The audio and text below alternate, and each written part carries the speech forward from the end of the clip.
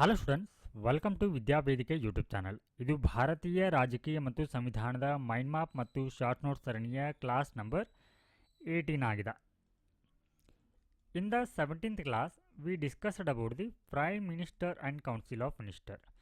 ಪ್ರಧಾನಮಂತ್ರಿಗಳು ಮತ್ತು ಪ್ರಧಾನಿ ಮಂತ್ರಿ ನೇತೃತ್ವದ ಮಂತ್ರಿಮಂಡಲದ ಕುರಿತು ಚರ್ಚೆಯನ್ನು ಮಾಡಿದ್ದವ. ಈ ಒಂದು ಕ್ಲಾಸಲ್ಲಿ ಮುಖ್ಯಮಂತ್ರಿಗಳು ಆರ್ ಚೀಫ್ ಮಿನಿಸ್ಟರ್ ಇವರ ಕುರಿತು ಚರ್ಚೆನ ಮಾಡಲಿದ್ದವ.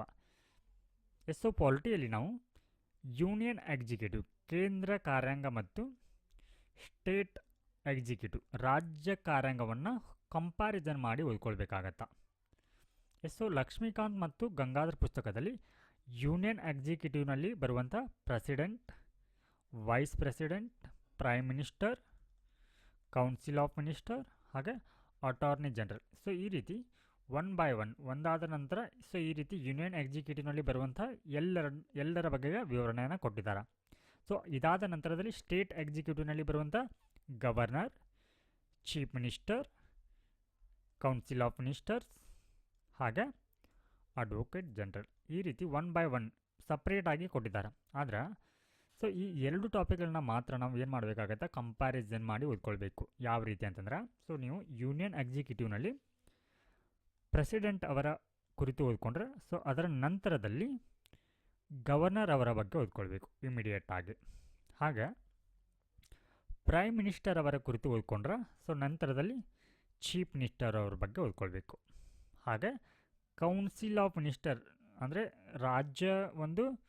ಕೌನ್ಸಿಲ್ ಆಫ್ ಮಿನಿಸ್ಟರ್ ರಾಜ್ಯ ಮಂತ್ರಿಮಂಡಲದೊಂದಿಗೆ ನಾವು ಕೇಂದ್ರ ಮಂತ್ರಿಮಂಡಲವನ್ನು ಕಂಪ್ಯಾರಿಸನ್ ಮಾಡಿ ಓದ್ಕೊಳ್ಬೇಕು. ಹಾಗೆ ಅಟಾರ್ನಿ ಜನರಲ್ ಅಂತ ಬಂದ್ರೆ ಹಾಗೆ ಅವರ ಜೊತೆಗೆ ಅಡ್ವೊಕೇಟ್ ಜನರಲ್ನ ಕಂಪ್ಯಾರಿಸನ್ ಮಾಡಿ ಓದ್ಕೊಳ್ಬೇಕು. ಈ ರೀತಿ ಕಂಪ್ಯಾರಿಸನ್ ಮಾಡಿದರೆ ನಮಗೆ ಬೆಟರ್ ಆಗಿ ಅಂಡರ್ಸ್ಟ್ಯಾಂಡಿಂಗ್ ಆಗತ್ತೆ. ಈ ಒಂದು ಟಾಪಿಕಲ್ಲಿ ನಾವು ಈ ಒಂದು ಕ್ಲಾಸಲ್ಲಿ ನಾವು ಮುಖ್ಯಮಂತ್ರಿ ಆರ್ ಚೀಫ್ ಮಿನಿಸ್ಟರ್ ಅವರ ಕುರಿತು ಚರ್ಚೆನ ಮಾಡ್ತಾ ಇದ್ವಿ. ಇಲ್ಲಿ ವೆರಿ ಇಂಪಾರ್ಟೆಂಟ್ ನೋಟ್ ಏನು ಅಂತ ನೋಡೋಣ. ಇಲ್ಲಿ ಗವರ್ನರ್ ಅವರು ಏನಿರ್ತಾರೆ, ಇವರು ನಾಮ ಮಾತ್ರ ಕಾರ್ಯನಿರ್ವಾಹಕರಾಗಿರ್ತಾರೆ, ಅಂದರೆ ನಾಮಿನಲ್ ಎಕ್ಸಿಕ್ಯೂಟಿವ್ ಆಗಿರ್ತಾರೆ. Nominal executive. ಹಾಗೆ ಮುಖ್ಯಮಂತ್ರಿಗಳೇನಿರ್ತಾರೆ ಇವರು ನಿಜವಾದ ಕಾರ್ಯನಿರ್ವಾಹಕರಾಗಿರ್ತಾರೆ, ಅಂದರೆ ರಿಯಲ್ ಎಕ್ಸಿಕ್ಯೂಟಿವ್ ಆಗಿರ್ತಾರೆ. ರಿಯಲ್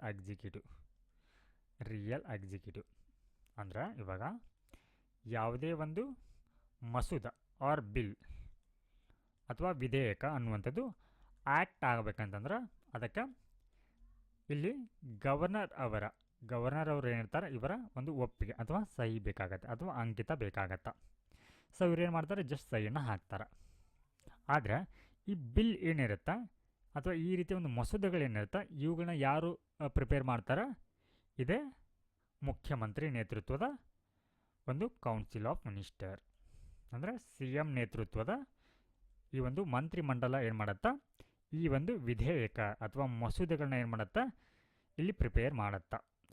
ಹೀಗಾಗಿ ನಿಜವಾದ ಕಾರ್ಯನಿರ್ವಾಹಕರು ಯಾರಿಲ್ಲಿ ಈ ಅರ್ಥದಲ್ಲಿ ಅಂತಂದ್ರೆ ಅವರು ಮುಖ್ಯಮಂತ್ರಿಗಳೇ ಆಗಿರ್ತಾರೆ, ಅಂದರೆ ಮುಖ್ಯಮಂತ್ರಿ ನೇತೃತ್ವದ ಈ ಒಂದು ಕೌನ್ಸಿಲ್ ಆಫ್ ಮಿನಿಸ್ಟರ್ ಅಂದರೆ ಇಲ್ಲಿ ನೇರವಾಗಿ ಮುಖ್ಯಮಂತ್ರಿಗಳೇ ಆಗಿರ್ತಾರೆ ಅನ್ನುವಂಥದ್ದು. ಹೀಗಾಗಿ ಇಲ್ಲಿ ನಿಜವಾದ ಕಾರ್ಯನಿರ್ವಾಹಕರಾಗಿ ಮುಖ್ಯಮಂತ್ರಿಗಳು, ಹಾಗೆ ನಾಮ ಮಾತ್ರ ಅಂದರೆ ಹೆಸರಿಗೆ ಮಾತ್ರ ಅಂದ ಹಾಗೆ ಇವರು ಸಹಿಯನ್ನು ಹಾಕ್ತಾರೆ. ಹೀಗಾಗಿ ಗವರ್ನರ್ ಅವರು ನಾಮ ಮಾತ್ರ ಅಥವಾ ನಾಮಿನಲ್ ಎಕ್ಸಿಕ್ಯೂಟಿವ್ ಆಗಿ ಇರ್ತಾರೆ. ಹಾಗಿದ್ರೆ ಇಲ್ಲಿ ಮುಖ್ಯಮಂತ್ರಿಗಳನ್ನ ಯಾರು ನೇಮಕ ಮಾಡ್ತಾರೆ ಅನ್ನುವಂಥದ್ದು ನೇಮಕಾತಿ, appointment.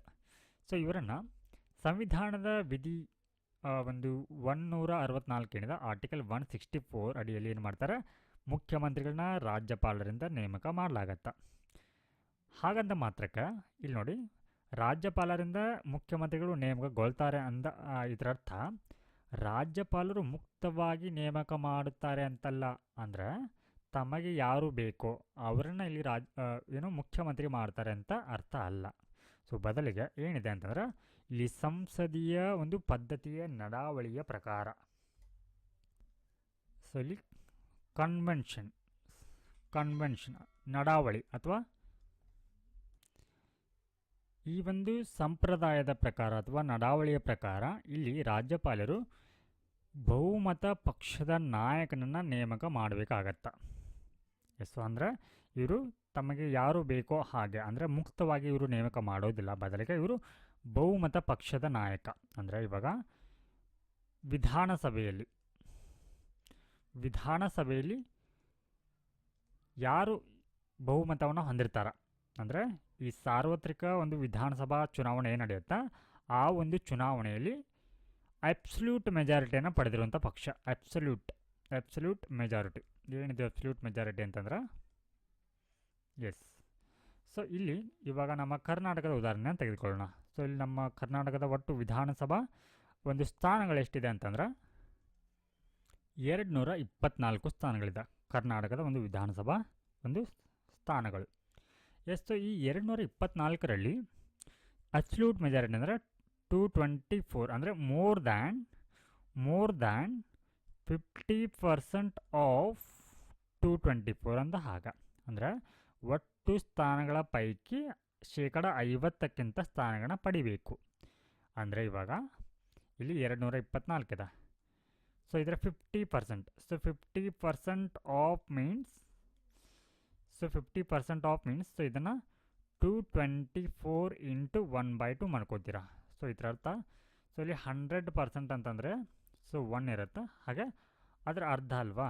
So 50% means 1/2.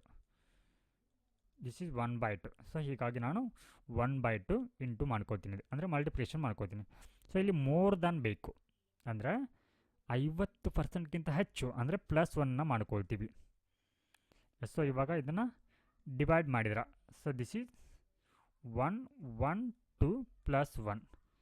So this is 113. Yes. So ಇಲ್ಲಿ ನೋಡಿ ಇದು ಒಂದು ಇರದೆ ಹೋಗಿದ್ರೆ ಏನಾಗ್ಬೋದಿತ್ತು. ಸೊ ಇವಾಗ ಎರಡೂ ಪಕ್ಷಗಳು ಕೂಡ 112 ಸ್ಥಾನಗಳನ್ನ ಪಡೆದ್ರೆ ಸೊ ಈಕ್ವಲ್ ಆಗುತ್ತೆ 112 112. ಸೊ ಈ ರೀತಿ ಸಮಬಲ ಇರಬಾರ್ದು ಅನ್ನುವಂಥ ಕಾರಣಕ್ಕಾಗಿ ಸೊ ಏನು ಮಾಡ್ತಾರೆ, ಮೋರ್ ದ್ಯಾನ್ 50% ಮೀನ್ಸ್ 1ನ ಆ್ಯಡ್ ಮಾಡ್ಕೋತಾರೆ. ಸೊ ಅಂದರೆ ಇಲ್ಲಿ ಬಹುಮತವನ್ನು ಹೊಂದಬೇಕಂತಂದ್ರೆ ಅಂದರೆ ಸರ್ಕಾರವನ್ನು ಫಾರ್ಮ್ ಮಾಡಬೇಕಾದ್ರೆ ಸೊ ಇಲ್ಲಿ ಯಾವುದೇ ಒಂದು ಪಕ್ಷಕ್ಕೆ ಅಥವಾ ಯಾವುದೇ ಒಂದು ಮೈತ್ರಿ ಪಕ್ಷಕ್ಕೆ ಸೊ 113 ಸ್ಥಾನಗಳು ಬೇಕಾಗತ್ತೆ. ಸೊ ಈ ರೀತಿ ಬಹುಮತವನ್ನು ಹೊಂದಿರುವಂಥ ಪಕ್ಷದ ನಾಯಕರನ್ನ ಏನು ಮಾಡ್ತಾರೆ, ರಾಜ್ಯಪಾಲರು ಇಲ್ಲಿ ಮುಖ್ಯಮಂತ್ರಿಯನ್ನಾಗಿ ನೇಮಕ ಮಾಡ್ತಾರೆ. ಸೊ ಇಲ್ಲಿ ರಾಜ್ಯಪಾಲರು ಅಥವಾ ಗವರ್ನರ್ ಅವರು ತಮ್ಮ ಒಂದು ಸಿಚುವೇಶನಲ್ ಡಿಸ್ಕ್ರಿಷನರಿ ಪವರನ್ನು ಬಳಸ್ತಾರೆ. ಅಂದರೆ ಸಾಂದರ್ಭಿಕ ಒಂದು ವಿವೇಚನಾಧಿಕಾರವನ್ನು ಬಳಸ್ತಾರೆ. ಯಾವ ರೀತಿ ಅಂತಂದರೆ ಇಲ್ಲಿ ಹಂಗ್ ಅಸೆಂಬ್ಲಿ ಅಂತ ಬರುತ್ತೆ. ಏನಿದು ಹಂಗ್ ಅಸೆಂಬ್ಲಿ ಅಂತಂದ್ರೆ ಯಾವುದೇ ಒಂದು ಪಕ್ಷಕ್ಕೆ ಸ್ಪಷ್ಟ ಬಹುಮತ ಸಿಗೋದಿಲ್ಲ. ಅಂದರೆ ಇಲ್ಲಿ ಯಾವುದೇ ಒಂದು ಪಕ್ಷ 113 ಸ್ಥಾನಗಳನ್ನ ಪಡೆಯುವುದಿಲ್ಲ. ಫಾರ್ ಎಕ್ಸಾಂಪಲ್ ಇವಾಗ ಎ ಅನ್ನುವಂಥ ಪಕ್ಷ 80 ಸ್ಥಾನಗಳನ್ನ ಪಡೆದಿದೆ ಅಂತ ಅನ್ಕೋಣ. ಸೊ ಬಿ ಅನ್ನುವಂಥ ಪಕ್ಷ 110 ಸ್ಥಾನಗಳನ್ನ ಪಡೆದಿದೆ ಅಂತ ಅನ್ಕೋಣ. ಸೊ ಇವಾಗ ಸರ್ಕಾರವನ್ನು ಫಾರ್ಮ್ ಮಾಡಬೇಕಾದ್ರೆ 113 ಸ್ಥಾನಗಳು ಬೇಕು. ಸೊ ಇಲ್ಲಿ ಯಾವುದೇ ಪಕ್ಷ ಅಷ್ಟು ಸ್ಥಾನಗಳನ್ನ ಪಡೆದಿಲ್ಲ. ಸೊ ಇವಾಗ ರಾಜ್ಯಪಾಲರು ಏನು ಮಾಡ್ತಾರೆ, ಸೊ ಇಲ್ಲಿ ಯಾರು ನೋಡಿ ವಿಧಾನಸಭೆಯಲ್ಲಿ ಅತಿ ದೊಡ್ಡ ಪಕ್ಷ ಅಥವಾ ಒಕ್ಕೂಟವನ್ನು ಸೊ ಇಲ್ಲಿ 2ರಲ್ಲಿ ಅತಿ ಒಂದು ದೊಡ್ಡ ಪಕ್ಷ ಯಾವುದಾಗತ್ತೆ, ಬಿ ಆಗತ್ತೆ. ಸೊ ಈ ಬಿಗೆ ಏನು ಮಾಡ್ತಾರೆ, ರಾಜ್ಯಪಾಲರು ಅವಕಾಶವನ್ನು ಅಂದರೆ ಸರ್ಕಾರವನ್ನು ಫಾರ್ಮ್ ಮಾಡಲಿಕ್ಕೆ ಇಲ್ಲಿ ಅವಕಾಶನ ಕೊಡಬೇಕು. ಅಥವಾ ಇಲ್ಲಿ ಒಕ್ಕೂಟ ಅಂದರೆ ಮೈತ್ರಿ ಪಕ್ಷವನ್ನು ಕೂಡ ಮಾಡ್ಕೊಳ್ಬೋದು. ಅದು ಅಂದರೆ ಇವಾಗ ಬಿ ಅಥವಾ ಇವಾಗ ಬಿ ಏನಾದರೂ 110 ಪಡೆದಿದೆ. ಸೊ ಇನ್ನೊಂದು ಪಕ್ಷ ಸಿ ಅನ್ನುವಂಥದ್ದು ಒಂದು 15 ಸ್ಥಾನಗಳನ್ನ ಪಡೆದಿದೆ ಅಂತ ಅನ್ಕೊಳ್ಳೋಣ.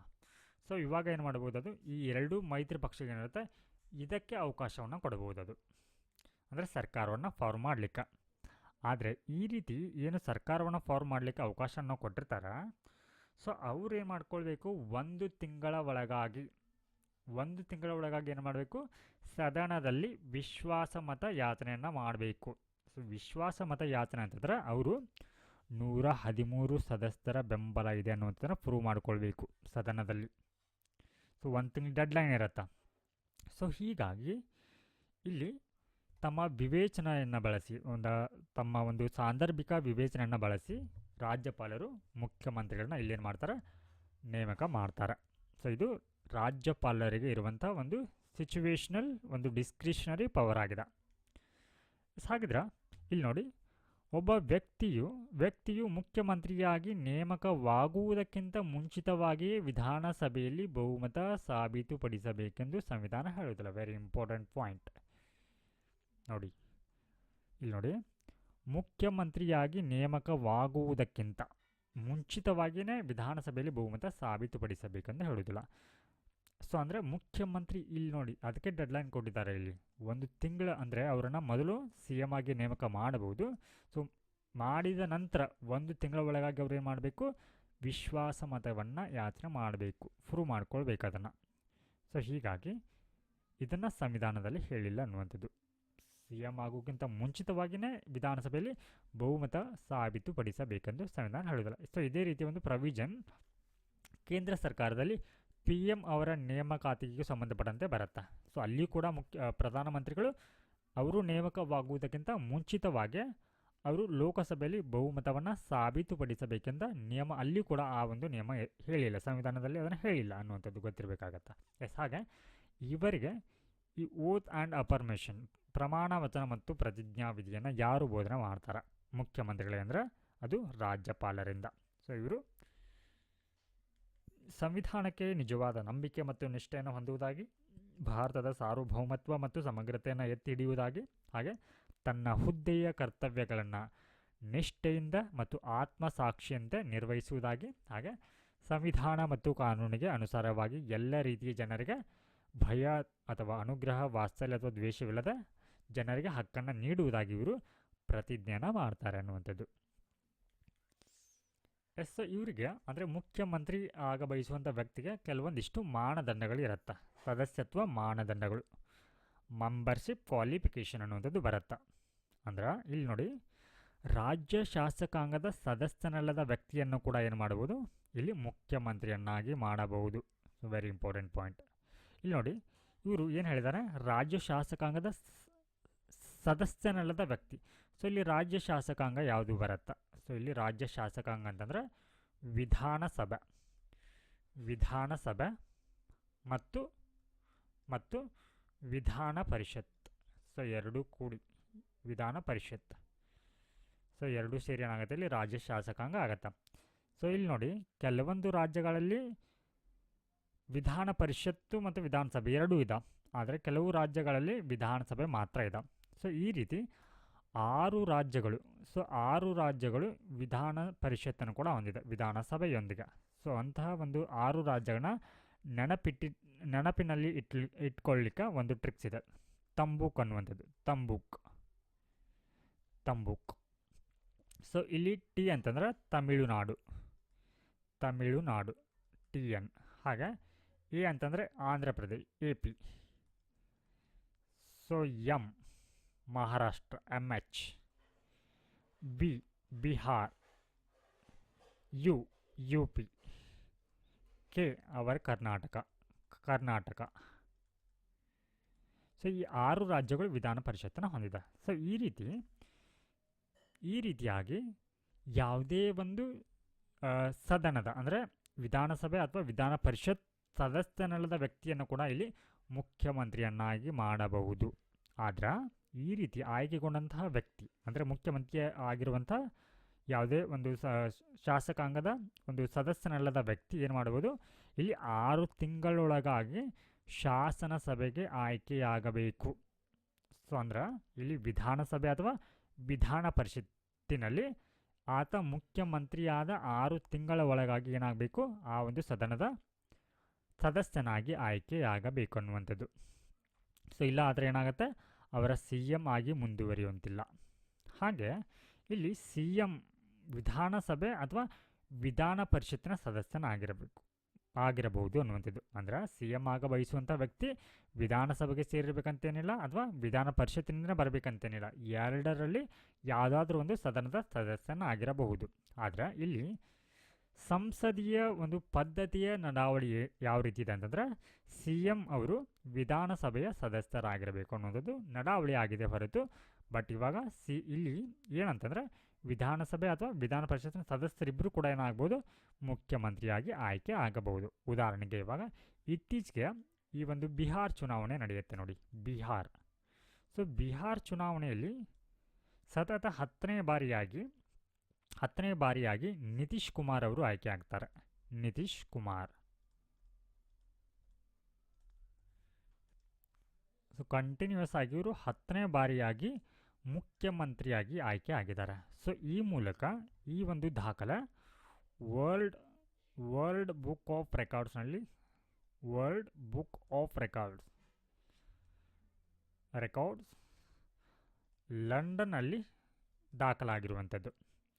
ಆದರೆ ಇಲ್ಲಿ ಗಮನಿಸಬೇಕಾಗಿರುವಂಥದ್ದು ಏನಂತಂದರೆ, ಈ ದಾಖಲೆಯ ಹೊರತಾಗಿ ನಿತೀಶ್ ಕುಮಾರ್ ಅವರು ಇಲ್ಲಿ ವಿಧಾನಸಭೆ ಎಲೆಕ್ಷನ್ಗೆ ಕಂಟೆಸ್ಟ್ ಮಾಡಿಲ್ಲ. ಇವರು ಇಲ್ಲಿಯವರೆಗೆ ಅಂದರೆ ವಿಧಾನಸಭೆಯ ಒಂದು ಎಲೆಕ್ಷನ್ಗೆ ಕಂಟೆಸ್ಟ್ ಮಾಡದೆ ಏನು ಮಾಡಿದ್ದಾರೆ ಅಂತಂದರೆ ಇಲ್ಲಿ ಮುಖ್ಯಮಂತ್ರಿಯಾಗಿ ಆಯ್ಕೆ ಆಗಿದ್ದಾರೆ. ಹಾಗಿದ್ರೆ ಇವರು ಮತ್ತು ಹೇಗೆ ಇವರನ್ನು ಇಲ್ಲಿ CM ಮಾಡಲಾಗಿದೆ ಅಂತಂದ್ರೆ, ಸೊ ನಿಮಗೆ ಗೊತ್ತಿರಲಿ ಬಿಹಾರ್. ಸೊ ನಾನು ನಿಮಗೆ ಮೇಲೆ ಎಕ್ಸ್ಪ್ಲೇನ್ ಮಾಡಿದ್ದೀನಿ ಯಾವ 6 ರಾಜ್ಯಗಳಲ್ಲಿ ಕೌನ್ಸಿಲ್ ಒಂದು ಇದೆ ಅಂತ ಹೇಳಿ, ಅಂದರೆ ಈ ಒಂದು ವಿಧಾನ ಪರಿಷತ್ ಇದೆ ಅಂತ ಹೇಳಿ. ಸೊ ಬಿಹಾರ್ನಲ್ಲಿ ಕೂಡ ಇದೆ.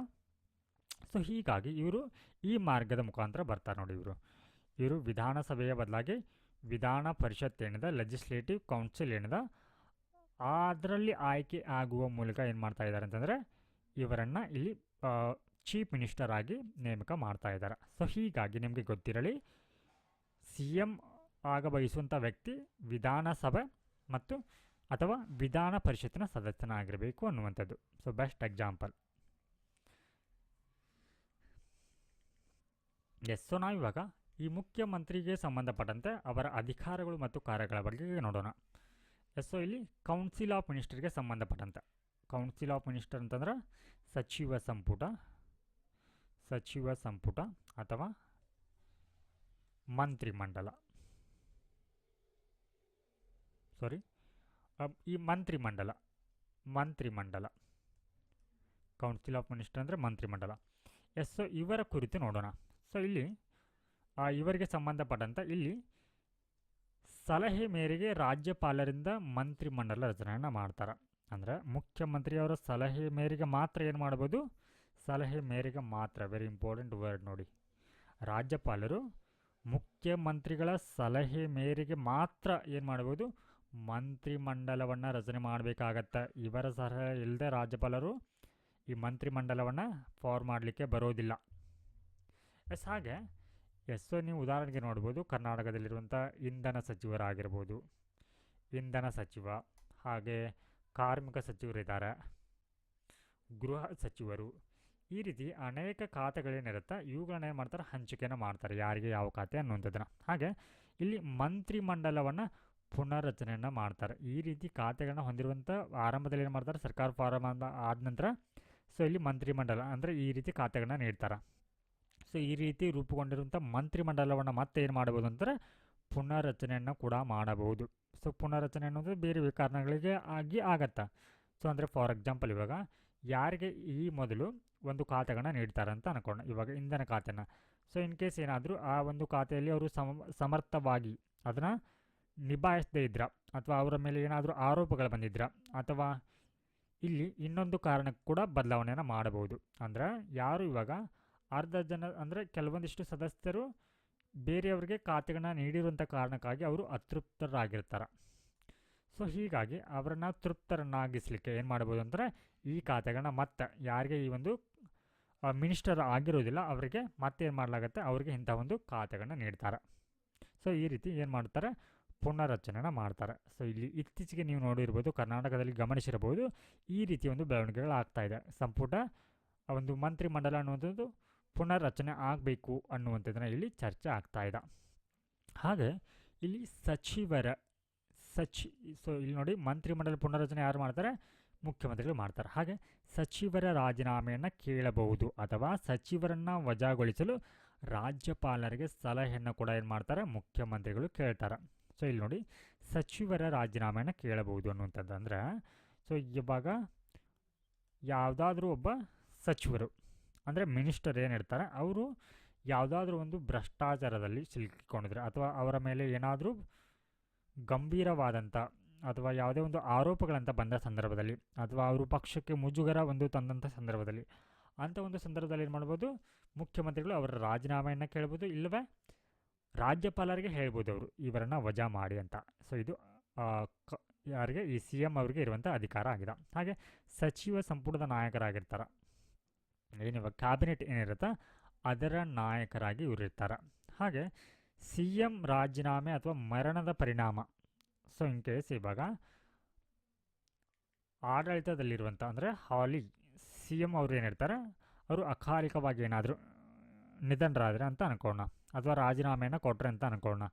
ಸೊ ಅವಾಗ ಏನಾಗುತ್ತೆ, ಈ ಮಂತ್ರಿಮಂಡಲದ ನಾಯಕರಾಗಿ ಯಾರು ಇರ್ತಾರೆ ಇಲ್ಲಿ ಸಿ ಎಮ್ ಅವರು ಇರ್ತಾರೆ, ಅವರೇ ಇಲ್ಲದ ನಂತರ ಏನಾಗುತ್ತೆ, ಇವಾಗ ಮಂತ್ರಿಮಂಡಲವೇ ಏನಾಗುತ್ತೆ ಪತನ ಆಗತ್ತೆ ಅನ್ನುವಂಥದ್ದು. ಸೊ ನೆಕ್ಸ್ಟ್ ಒನ್, ರಾಜ್ಯಪಾಲರಿಗೆ ಸಂಬಂಧಪಟ್ಟಂತೆ ಮುಖ್ಯಮಂತ್ರಿಗಳ ಅಧಿಕಾರಗಳೇನು ಮತ್ತು ಕಾರ್ಯಗಳೇನು ಅನ್ನುವಂಥದ್ದು ನೋಡೋಣ. ಸೊ ಇಲ್ಲಿ ಸಂವಿಧಾನಬದ್ಧ ಕರ್ತವ್ಯ, ಮಂತ್ರಿಮಂಡಲದ ನಿರ್ಧಾರಗಳನ್ನ ರಾಜ್ಯಪಾಲರಿಗೆ ತಿಳಿಸುವಂಥದ್ದು. ಯಾರ ಸಂವಿಧಾನಬದ್ಧ ಕರ್ತವ್ಯ, ಇಲ್ಲಿ ಮುಖ್ಯಮಂತ್ರಿಗಳ ಒಂದು ಸಂವಿಧಾನಬದ್ಧ ಕರ್ತವ್ಯ ಏನಾಗಿದೆ ಅಂದರೆ ಮಂತ್ರಿಮಂಡಲ ತೆಗೆದುಕೊಳ್ಳುವಂಥ ನಿರ್ಧಾರಗಳೇನಿರುತ್ತೆ ನಿರ್ಧಾರಗಳನ್ನು ಇಲ್ಲಿ ರಾಜ್ಯಪಾಲರಿಗೆ ತಿಳಿಸುವಂಥದ್ದು. ಹಾಗೆ ಸಿ ಎಂ ಮೂಲಕ ಸಲಹೆ, ಸಂದೇಶ, ಸೂಚನೆ ಮಂತ್ರಿಮಂಡಲಕ್ಕೆ ರವಾನೆಯನ್ನು ಮಾಡ್ತಾರೆ, ಯಾರು, ಮುಖ್ಯಮಂತ್ರಿಗಳು. ಹಾಗೆ ಪ್ರಮುಖ ನೇಮಕಾತಿ ಸಂದರ್ಭದಲ್ಲಿ ರಾಜ್ಯಪಾಲರಿಗೆ ಸಲಹೆಯನ್ನು ನೀಡ್ತಾರೆ. ಸೊ ಇಲ್ಲಿ ಅಗೇನ್ ಸಿ ಎಂ ಅವರು ಏನು ಮಾಡ್ತಾರೆ, ಒಂದಿಷ್ಟು ಪ್ರಮುಖ ನೇಮಕಾತಿಗಳು ಬರುತ್ತೆ ಆ ಒಂದು ಸಂದರ್ಭದಲ್ಲಿ. ಸೊ ಇಲ್ಲಿ ಅಡ್ವೊಕೇಟ್ ಜನರಲ್, ರಾಜ್ಯ ಲೋಕಸೇವಾ ಆಯೋಗದ ಸದಸ್ಯರು, ರಾಜ್ಯ ಚುನಾವಣಾ ಆಯುಕ್ತರ ನೇಮಕ ಅಂತ ಬಂದಾಗ ಇಲ್ಲಿ ರಾಜ್ಯಪಾಲರಿಗೆ ಮುಖ್ಯಮಂತ್ರಿಗಳು ಸಲಹೆಯನ್ನು ನೀಡ್ತಾರೆ. ಹಾಗೆ ರಾಜ್ಯ ಶಾಸಕಾಂಗ ಇದಕ್ಕೆ ಸಂಬಂಧಿಸಿದಂಥ ಇಲ್ಲಿ ಸಿ ಎಂ ಅವರ ಕಾರ್ಯಗಳೇನು, ಅಧಿಕಾರಗಳೇನು ಅನ್ನೋದು ನೋಡೋಣ. ಸೊ ಇಲ್ಲಿ ಶಾಸಕಾಂಗದ ಅಧಿವೇಶನ ಕರೆಯುವ ಅಥವಾ ಮುಂದೂಡುವ ಬಗ್ಗೆ ಏನು ಮಾಡ್ತಾರೆ, ರಾಜ್ಯಪಾಲರಿಗೆ ಇವರು ಸಲಹೆಯನ್ನು ನೀಡ್ತಾರೆ. ಹಾಗೆ ಯಾವುದೇ ಸಮಯದಲ್ಲಿ ಶಾಸಕಾಂಗ ಸಭೆಯನ್ನು ವಿಸರ್ಜಿಸಲು ಅಂದರೆ ಡಿಸಾಲ್ವ್ ಮಾಡಲಿಕ್ಕೆ ಏನು ಮಾಡ್ತಾರೆ, ಡಿಸಾಲ್ವ್ ಮಾಡಲಿಕ್ಕೆ ಇಲ್ಲಿ ಮುಖ್ಯಮಂತ್ರಿಗಳು ಶಿಫಾರಸನ್ನು ಮಾಡ್ತಾರೆ ರಾಜ್ಯಪಾಲರಿಗೆ. ಹಾಗೆ ಶಾಸಕಾಂಗ ಸದನದಲ್ಲಿ ಸರ್ಕಾರಿ ನೀತಿಗಳನ್ನ ಘೋಷಣೆಯನ್ನು ಮಾಡ್ತಾರೆ. ಅಂದರೆ ಇವಾಗ ಕರ್ನಾಟಕದಲ್ಲಿ ನೋಡಿ ಪಂಚ ಗ್ಯಾರಂಟಿಗಳಂತ ಏನಿದೆ, ಸೊ ಅಂತಹ ಒಂದು ನೀತಿಗಳ ಬಗ್ಗೆ ಏನು ಮಾಡಬಹುದು ಅಂದರೆ ಇವರು ಸದನದಲ್ಲಿ ಅವುಗಳನ್ನ ಘೋಷಣೆಯನ್ನು ಮಾಡ್ತಾರೆ ಮುಖ್ಯಮಂತ್ರಿಗಳು. ಹಾಗೆ ಇವರ ಒಂದು ಇತರೆ ಅಧಿಕಾರ ಮತ್ತು ಕಾರ್ಯಗಳ ಬಗ್ಗೆ ನೋಡೋದಾದರೆ, ಸೊ ಇವರು ರಾಜ್ಯ ಯೋಜನಾ ಮಂಡಳಿಯ ಅಧ್ಯಕ್ಷರಾಗಿ ಇರ್ತಾರೆ. ಹಾಗೆಯೇ 1 ವರ್ಷದ ಅವಧಿಗೆ ವಲಯ ಮಂಡಳಿ ಅಂತ ಬರುತ್ತೆ, zonal council, zonal council, zonal council, zonal council. So ಇದರ ಒಂದು ಆವರ್ತನ ಉಪಾಧ್ಯಕ್ಷರಾಗಿರ್ತಾರೆ. ಆವರ್ತನ ಅಂತಂದ್ರೆ ಇದಕ್ಕೆ, ಸೊ ಇಲ್ಲಿ ಪ್ರತಿ 1 ವರ್ಷದ ಅವಧಿಗೆ ಬೇರೆ ಬೇರೆ ಒಂದು ರಾಜ್ಯಗಳ ಮುಖ್ಯಮಂತ್ರಿಗಳು ಏನಾಗಿರ್ತಾರೆ ಅಂತಂದರೆ ಇಲ್ಲಿ ಇದರ ಉಪಾಧ್ಯಕ್ಷರಾಗಿರ್ತಾರೆ. ಸೊ ಫಸ್ಟ್ ಟೈಮ್ ಇವಾಗ ಏನಾದರೂ ಕರ್ನಾಟಕದಿಂದ ಸಿ ಎಂ ಅವರು ಈ ಒಂದು ಝೋನಲ್ ಕೌನ್ಸಿಲ್ನ ಒಂದು ಉಪಾಧ್ಯಕ್ಷರಾದರೆ, ವೈಸ್ ಪ್ರೆಸಿಡೆಂಟ್ ಆದರೆ, ಸೊ ನಂತರದಲ್ಲಿ ಮಹಾರಾಷ್ಟ್ರ. ಸೊ ಈ ಥರ 1 ವರ್ಷದ ಅವಧಿಗೆ ಬೇರೆ ಬೇರೆ ರಾಜ್ಯಗಳ ಒಂದು ಸಿ ಎಂ ಅವರು ಇದರ ಉಪಾಧ್ಯಕ್ಷರಾಗಿ ಇರ್ತಾರೆ. ಹಾಗೆ ಅಂತಾರಾಜ್ಯ ಮಂಡಳಿ ಹಾಗೂ ನೀತಿ ಆಯೋಗದ ಆಡಳಿತ ಮಂಡಳಿಯ ಸದಸ್ಯ. ಇಲ್ಲಿ ನೋಡಿ, ಅಂತಾರಾಜ್ಯ ಮಂಡಳಿ, ಇಂಟರ್ ಸ್ಟೇಟ್ ಕೌನ್ಸಿಲ್, ಹಾಗೆ ನೀತಿ ಆಯೋಗ, ನೀತಿ ಆಯೋಗದ ಆಡಳಿತ ಮಂಡಳಿಯ ಸದಸ್ಯರಾಗಿ ಇರ್ತಾರೆ. Very important. ಹಾಗೆ ಇವರು ರಾಜ್ಯದ ಮುಖ್ಯ ವಕ್ತಾರರಾಗಿ ಇರ್ತಾರೆ. ಹಾಗೆ ಮುಖ್ಯಮಂತ್ರಿಗಳು ರಾಜ್ಯದ ಮುಖ್ಯ ವಕ್ತಾರರಾಗಿ ಇರ್ತಾರೆ. ಮುಖ್ಯ ವಕ್ತಾರರು ಅಂದರೆ ಇಲ್ಲಿ ರಾಜ್ಯ ಸರ್ಕಾರದ ಅಧಿಕೃತ ಪ್ರತಿನಿಧಿಯಾಗಿ ಇರ್ತಾರೆ. ಅಂದರೆ ರಾಜ್ಯದ ಯಾವುದೇ ನೀತಿ ಆಗಿರಬಹುದು, ನೀತಿ ನಿರ್ಣಯ ಹಾಗೂ ಸಮಸ್ಯೆಗಳ ಬಗ್ಗೆ ಏನು ಮಾಡ್ತಾರೆ, ಇಲ್ಲಿ ರಾಜ್ಯದ ಪರವಾಗಿ ಮಾತನಾಡುವಂಥ ವ್ಯಕ್ತಿ ಇವರಾಗಿರ್ತಾರೆ. ಅಂದರೆ ಇವಾಗ ಯಾವುದೇ ಒಂದು ಕೇಂದ್ರದ ಸರ್ಕಾರದ ಮುಂದೆ ಏನು ಮಾಡ್ತಾರೆ ಅಂದರೆ ರಾಜ್ಯದ ಒಂದು ಬೇಡಿಕೆಗಳನ್ನ ಮುಂದಿರ್ತಾರೆ. ಹಾಗೆ ಇತರ ರಾಜ್ಯಗಳು ಹಾಗೂ ಸಾರ್ವಜನಿಕ ವೇದಿಕೆಗಳಲ್ಲಿ ಏನು ಮಾಡ್ತಾರೆ, ರಾಜ್ಯದ ನಿಲುವನ್ನು ಇವರು ತಿಳಿಸ್ತಾರೆ. ಹಾಗೆ ಮಾಧ್ಯಮಗಳ ಮೂಲಕ ಏನು ಮಾಡ್ತಾರೆ ಇವಾಗ, ಸೊ ಮಾಧ್ಯಮಗಳ ಮೂಲಕ ಜನರಿಗೆ ಸರ್ಕಾರದ ನಿರ್ಣಯಗಳನ್ನ ಏನು ಮಾಡ್ತಾರೆ, ವಿವರಿಸ್ತಾರೆ. ಸೊ ಇದು ಈ ರೀತಿಯಾಗಿ ಇವರು ರಾಜ್ಯದ ವಕ್ತಾರರಾಗಿ ಇರ್ತಾರೆ. ಹಾಗೆ ಇದರೊಟ್ಟಿಗೆ ಇವರು ತುರ್ತು ಸಂದರ್ಭಗಳಲ್ಲಿ ಬಿಕ್ಕಟ್ಟು ವ್ಯವಸ್ಥಾಪಕರಾಗಿರ್ತಾರೆ. ಅಂದರೆ ರಾಜ್ಯದಲ್ಲಿ ಯಾವುದೇ ರೀತಿಯಾಗಿರುವಂಥ ಒಂದು ತುರ್ತು ಪರಿಸ್ಥಿತಿ ಉಂಟಾದಂಥ ಸಂದರ್ಭದಲ್ಲಿ, ತುರ್ತು ಪರಿಸ್ಥಿತಿ. ಸೊ ಇಂತಹ ಒಂದು ಸಂದರ್ಭದಲ್ಲಿ ಮುಖ್ಯಮಂತ್ರಿಗಳು ಅಥವಾ ಚೀಫ್ ಮಿನಿಸ್ಟರ್ ಅವರು ಏನು ಮಾಡ್ತಾರೆ, ಈ ರೀತಿಯ ಒಂದು ತುರ್ತು ಪರಿಸ್ಥಿತಿಯನ್ನು ನಿಭಾಯಿಸಲಿಕ್ಕೆ ಅಥವಾ ಅದನ್ನು ನಿಯಂತ್ರಿಸಲಿಕ್ಕೆ ಹಲವಾರು ಕ್ರಮಗಳನ್ನು ಕೈಗೊಳ್ತಾರೆ. ಸೊ ಅವುಗಳಲ್ಲಿ ಪ್ರಮುಖವಾಗಿ ತುರ್ತು ಸಭೆಯನ್ನು ಕರೀಬೋದು. ಅವರು ತುರ್ತು ಸಭೆಯನ್ನು ಕರೀಬೋದು. ಸೊ ಆ ಒಂದು ಸಭೆಯ ಮೂಲಕ ಪ್ರಮುಖ ನಿರ್ಣಯಗಳನ್ನು ಕೈಗೊಳ್ಳಲಾಗತ್ತೆ. ಫಾರ್ ಎಕ್ಸಾಂಪಲ್, ಇವಾಗ ರಾಜ್ಯದಲ್ಲಿ ಪ್ರವಾಹ ಉಂಟಾಗಿದೆ ಅಂತ ಅನ್ಕೋಣ, ಪ್ರವಾಹದಿಂದ ಅಪಾರ ಹಾನಿಯಾಗಿದೆ ಅಂತ ಅನ್ಕೋಣ. ಸೊ ಅವಾಗ ಏನು ಮಾಡ್ತಾರೆ, ಮುಖ್ಯಮಂತ್ರಿಗಳು ತುರ್ತು ಒಂದು ಸಚಿವ ಸಂಪುಟ ಸಭೆಯನ್ನು ಕರೀತಾರೆ. ಸಚಿವ ಸಂಪುಟ ಸಭೆ. ಸೊ ಈ ಮೂಲಕ ಅಲ್ಲಿ ಪ್ರವಾಹಕ್ಕೆ ಸಂಬಂಧಪಟ್ಟಂತೆ ಏನೆಲ್ಲ ಕ್ರಮಗಳನ್ನು ಕೈಗೊಳ್ಳಬಹುದು. ಫಾರ್ ಎಕ್ಸಾಂಪಲ್, ಇವಾಗ ನ್ಯಾಷನಲ್ ಡಿಸಾಸ್ಟರ್ ರಿಲೀಫ್ ಫಂಡ್ ಆಗಿರ್ಬೋದು ಅಥವಾ ಫೋರ್ಸ್ ಆಗಿರ್ಬೋದು, SDRF, ಈ ರೀತಿ ತಂಡಗಳನ್ನು ನಿಯೋಜಿಸಬಹುದು ಅಥವಾ ಜನರನ್ನು ಬೇರೆ ಒಂದು ಸ್ಥಳಗಳಿಗೆ ಸ್ಥಳಾಂತರಿಸಬಹುದು. ಸೊ ಈ ರೀತಿ ಹಲವಾರು ಆ ರೀತಿ ಒಂದು ತುರ್ತು ಪರಿಸ್ಥಿತಿಗಳನ್ನ, ಸೊ ಉದಾಹರಣೆಗೆ ಕೋವಿಡ್ ಬಂದಂಥ ಸಂದರ್ಭದಲ್ಲಿ ಯಾವ ರೀತಿ ಲಾಕ್ಡೌನ್ ಮಾಡಬೇಕು ಅಥವಾ ನಿರ್ಬಂಧಗಳ ನಿಯಮ ಏನಿರಬೇಕು ಅನ್ನೋದರ ಕುರಿತು ನಿರ್ಣಯಗಳನ್ನ ಕೈಗೊಳ್ತಾರೆ ಮುಖ್ಯಮಂತ್ರಿಗಳು. ಸೊ ಈ ರೀತಿ ಇವರು ತುರ್ತು ಸಂದರ್ಭಗಳಲ್ಲಿ ಬಿಕ್ಕಟ್ಟು ವ್ಯವಸ್ಥಾಪಕರಾಗಿ ಕಂಡುಬರ್ತಾರೆ. ಸೊ ನೆಕ್ಸ್ಟ್ ಒನ್, ಉಪಮುಖ್ಯಮಂತ್ರಿಗಳು, ಡೆಪ್ಯೂಟಿ ಚೀಫ್ ಮಿನಿಸ್ಟರ್. ಸೊ ನಾವು ಪ್ರೈಮ್ ಮಿನಿಸ್ಟರ್ ಅವರ ಕುರಿತು ಓದಬೇಕಾದಂಥ ಸಂದರ್ಭದಲ್ಲಿ ಪ್ರೈಮ್ ಮಿನಿಸ್ಟರ್ ಅವರ ಕುರಿತು ಓದಿದ ನಂತರ ಮತ್ತೆ ಅಲ್ಲಿ ಉಪ ಪ್ರಧಾನಮಂತ್ರಿಗಳ ಬಗ್ಗೆನೂ ಕೂಡ ಓದಿದ್ವಿ, ಉಪ ಪ್ರಧಾನಿ. ಸೊ ಅದೇ ರೀತಿ ಇಲ್ಲಿಯೂ ಕೂಡ ಉಪಮುಖ್ಯಮಂತ್ರಿಗಳ ಬಗ್ಗೆ ನೋಡೋಣ. ಸೊ ಇವರ ಹುದ್ದೆ ಅನ್ನುವಂಥದ್ದು ಅಂದರೆ ಉಪಮುಖ್ಯಮಂತ್ರಿ ಅನ್ನುವಂಥ ಹುದ್ದೆ ಇದು ಸಾಂವಿಧಾನಿಕ ಹುದ್ದೆಯಲ್ಲ. ಸೊ ಅದೇ ರೀತಿ ಕೇಂದ್ರದಲ್ಲಿರುವಂಥ ಈ ಉಪ ಪ್ರಧಾನಿ ಹುದ್ದೆ ಏನಿದೆ ಇದು ಕೂಡ ಸಾಂವಿಧಾನಿಕ ಹುದ್ದೆ ಅಲ್ಲ. ಸೊ ಜಸ್ಟ್ ಈ ಥರ ನೀವು ಕಂಪ್ಯಾರಿಸನ್ ಮಾಡಿ ಓದ್ಕೊಳ್ಬೇಕು. ಹಾಗೆ ಇಲ್ಲಿ ಆರ್ಟಿಕಲ್ 163 ಆ್ಯಂಡ್ 164 ಏನಿದೆ ಇದು ಕೇವಲ CM ಮತ್ತು ಸಚಿವ ಸಂಪುಟವನ್ನು ಮಾತ್ರ ಒಳಗೊಂಡಿದೆ, ಅಂದರೆ ಈ ಮಂತ್ರಿಮಂಡಲವನ್ನು ಮಾತ್ರ ಒಳಗೊಂಡಿದೆ. ಸೊ ಹೀಗಾಗಿ ಇದರಲ್ಲಿ ಉಪಮುಖ್ಯಮಂತ್ರಿಗಳು ಬರುವುದಿಲ್ಲ, ವೆರಿ ಇಂಪಾರ್ಟೆಂಟ್. ಹಾಗಿದ್ರೆ ಇವರನ್ನು ಯಾವಾಗ ನೇಮಿಸಲಾಗತ್ತೆ? CM ಮತ್ತು ಈ ಕೌನ್ಸಿಲ್ ಆಫ್ ಮಿನಿಸ್ಟರ್ ಅವರ ಬಗ್ಗೆ ಹೇಳಿದರೂ ಕೂಡ, CM and council of minister ಇದ್ದರೂ ಕೂಡ ಯಾಕೆ ಇಲ್ಲಿ ಮತ್ತೆ ಡೆಪ್ಯೂಟಿ CM ಅಗತ್ಯ ಯಾಕಿರುತ್ತೆ ಅನ್ನೋದು ನೋಡೋಣ. ಸಾಮಾನ್ಯವಾಗಿ ರಾಜಕೀಯ ಪಕ್ಷದ ಒತ್ತಡ ಬಿದ್ದಾಗ ಈ ಉಪಮುಖ್ಯಮಂತ್ರಿ ಅನ್ನುವಂಥ ಹುದ್ದೆನ ನೇಮಿಸಲಾಗತ್ತ. ರಾಜಕೀಯ ಒತ್ತಡ ಅಂದರೆ ಇವಾಗ ಇಲ್ಲಿ ನೋಡಿ, ಒಂದು ಪಕ್ಷದಲ್ಲಿ ಪ್ರಭಾವಿ ವ್ಯಕ್ತಿಗಳು ಭಾಳ ಇರ್ತಾರೆ ಅಂತ ಅನ್ಕೋಣ, ಪ್ರಭಾವಿ ವ್ಯಕ್ತಿಗಳು ಬಹಳ ಜನ ಇದ್ದಾರೆ ಅಂತ ಅನ್ಕೋಣ. ಸೊ ಅದೇ ಪಕ್ಷ ಇವಾಗ ಸರ್ಕಾರವನ್ನು ಫಾರ್ಮ್ ಮಾಡುವಂಥ ಎಲ್ಲ ಲಕ್ಷಣ ಇರುತ್ತೆ. ಸೊ ಹೀಗಾಗಿ ಇಲ್ಲಿ ಯಾರನ್ನ ಮುಖ್ಯಮಂತ್ರಿಯನ್ನಾಗಿ ಮಾಡಬೇಕು, ಸೊ ಮುಖ್ಯಮಂತ್ರಿಯನ್ನಾಗಿ ಒಬ್ಬರನ್ನ ನೇಮಕ ಮಾತ್ರ ಮಾಡಬೇಕು. ಸೊ ಈ ರೀತಿ ಒಬ್ಬರನ್ನ ಆಯ್ಕೆ ಮಾಡಿದರೆ ಏನಾಗ್ತಾರೆ, ಉಳಿದವರು ಇಲ್ಲಿ ಅಸಮಾಧಾನಗೊಳ್ತಾರೆ, ಅತೃಪ್ತರಾಗ್ತಾರೆ. ಸೊ ಹೀಗಾಗಿ ಅವರನ್ನು ಸಮಾಧಾನಗೊಳಿಸಲಿಕ್ಕೆ ಸೊ ಅವ್ರಿಗೆ ಏನು ಮಾಡ್ತಾರೆ, ಈ ಡೆಪ್ಯೂಟಿ CM ಅನ್ನುವಂಥ ಪೋಸ್ಟನ್ನು ನೀಡ್ತಾರೆ ಅವ್ರಿಗೆ, ಡೆಪ್ಯೂಟಿ CM. ಸೊ ನೀವು ನೋಡ್ಬೋದು, ಒಂದೊಂದು ರಾಜ್ಯದಲ್ಲಿ ಏನಾಗುತ್ತೆ ಅಂದರೆ ಒಬ್ಬ ಚೀಫ್ ಮಿನಿಸ್ಟರ್ ಇದ್ದು ಹಲವಾರು ಜನರು, so more than 5 deputy chief minister ಮಾಡಿರುವಂಥ ಉದಾಹರಣೆ ಕೂಡ ಇದೆ. ಸೊ ಹೀಗಾಗಿ ಈ ರೀತಿ ರಾಜಕೀಯ ಪಕ್ಷದ ಒತ್ತಡ ಇದ್ದಾಗ ಏನು ಮಾಡಲಾಗುತ್ತೆ, ಡೆಪ್ಯೂಟಿ ಚೀಫ್ ಮಿನಿಸ್ಟರ್ ಅವರನ್ನು ನೇಮಕ ಮಾಡಲಾಗತ್ತೆ. ಅಥವಾ ಸೊ ಇಲ್ಲಿ ನೀವು ಕರ್ನಾಟಕದಲ್ಲಿ ನೋಡ್ಬೋದು. ಸೊ ಇದಕ್ಕೆ ಬೆಸ್ಟ್ ಎಕ್ಸಾಂಪಲ್, ಸೊ ಕರ್ನಾಟಕದಲ್ಲಿ ಕಾಂಗ್ರೆಸ್ ಪಕ್ಷದ ಚೀಫ್ ಮಿನಿಸ್ಟರ್ ಅವರು ಇದ್ದಾರೆ. ಹಾಗೆ ಅದೇ ಪಕ್ಷದ ಡೆಪ್ಯೂಟಿ ಚೀಫ್ ಮಿನಿಸ್ಟರ್ ಅವರು ಇದ್ದಾರೆ. ಸೊ ಇದು ಈ ರೀತಿ ರಾಜಕೀಯ ಪಕ್ಷದ ಒತ್ತಡ ಇದ್ದಾಗ ಇವರನ್ನು ನೇಮಿಸಲಾಗತ್ತೆ. ಸೊ ಇನ್ನೊಂದು ರೀತಿಯಲ್ಲಿ ಸಮ್ಮಿಶ್ರ ಸರ್ಕಾರವಿದ್ದಾಗ ನೇಮಕವನ್ನು ಮಾಡಲಾಗತ್ತೆ. ಸೊ ಇವಾಗ A ಆ್ಯಂಡ್ B ಪಾರ್ಟಿಗಳು ಇವಾಗ ಕೋಇಲಿಷನ್ ಗೌರ್ಮೆಂಟ್ನ ಫಾರ್ಮ್ ಮಾಡಿದೆ, ಸಮ್ಮಿಶ್ರ ಸರ್ಕಾರವನ್ನು ಫಾರ್ಮ್ ಮಾಡಿದೆ.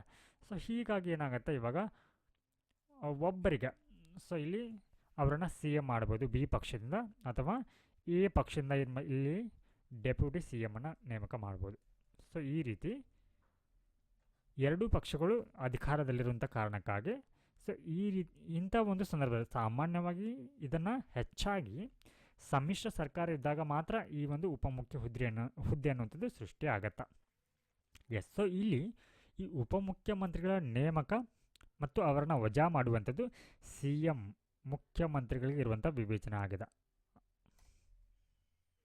ಹಾಗೆ ಈ ಉಪಮುಖ್ಯಮಂತ್ರಿಯ ಒಂದು ರ್ಯಾಂಕಿಂಗನ್ನು ನೋಡೋದಾದರೆ, ಅಂದರೆ ಆರ್ಡರ್ ಆಫ್ ಪ್ರೆಸಿಡೆನ್ಸ್ನಲ್ಲಿ ನಾವು ಇವರ ರ್ಯಾಂಕಿಂಗನ್ನು ನೋಡಿದ್ರೆ, ಸೊ ಇವರು ರಾಜ್ಯದ ಕ್ಯಾಬಿನೆಟ್ ಸಚಿವರು ಏನಿರ್ತಾರೆ ಅವರ ಶ್ರೇಣಿಗೆ ಇದು ಈಕ್ವಲ್ ಆಗಿ ಇರುತ್ತೆ.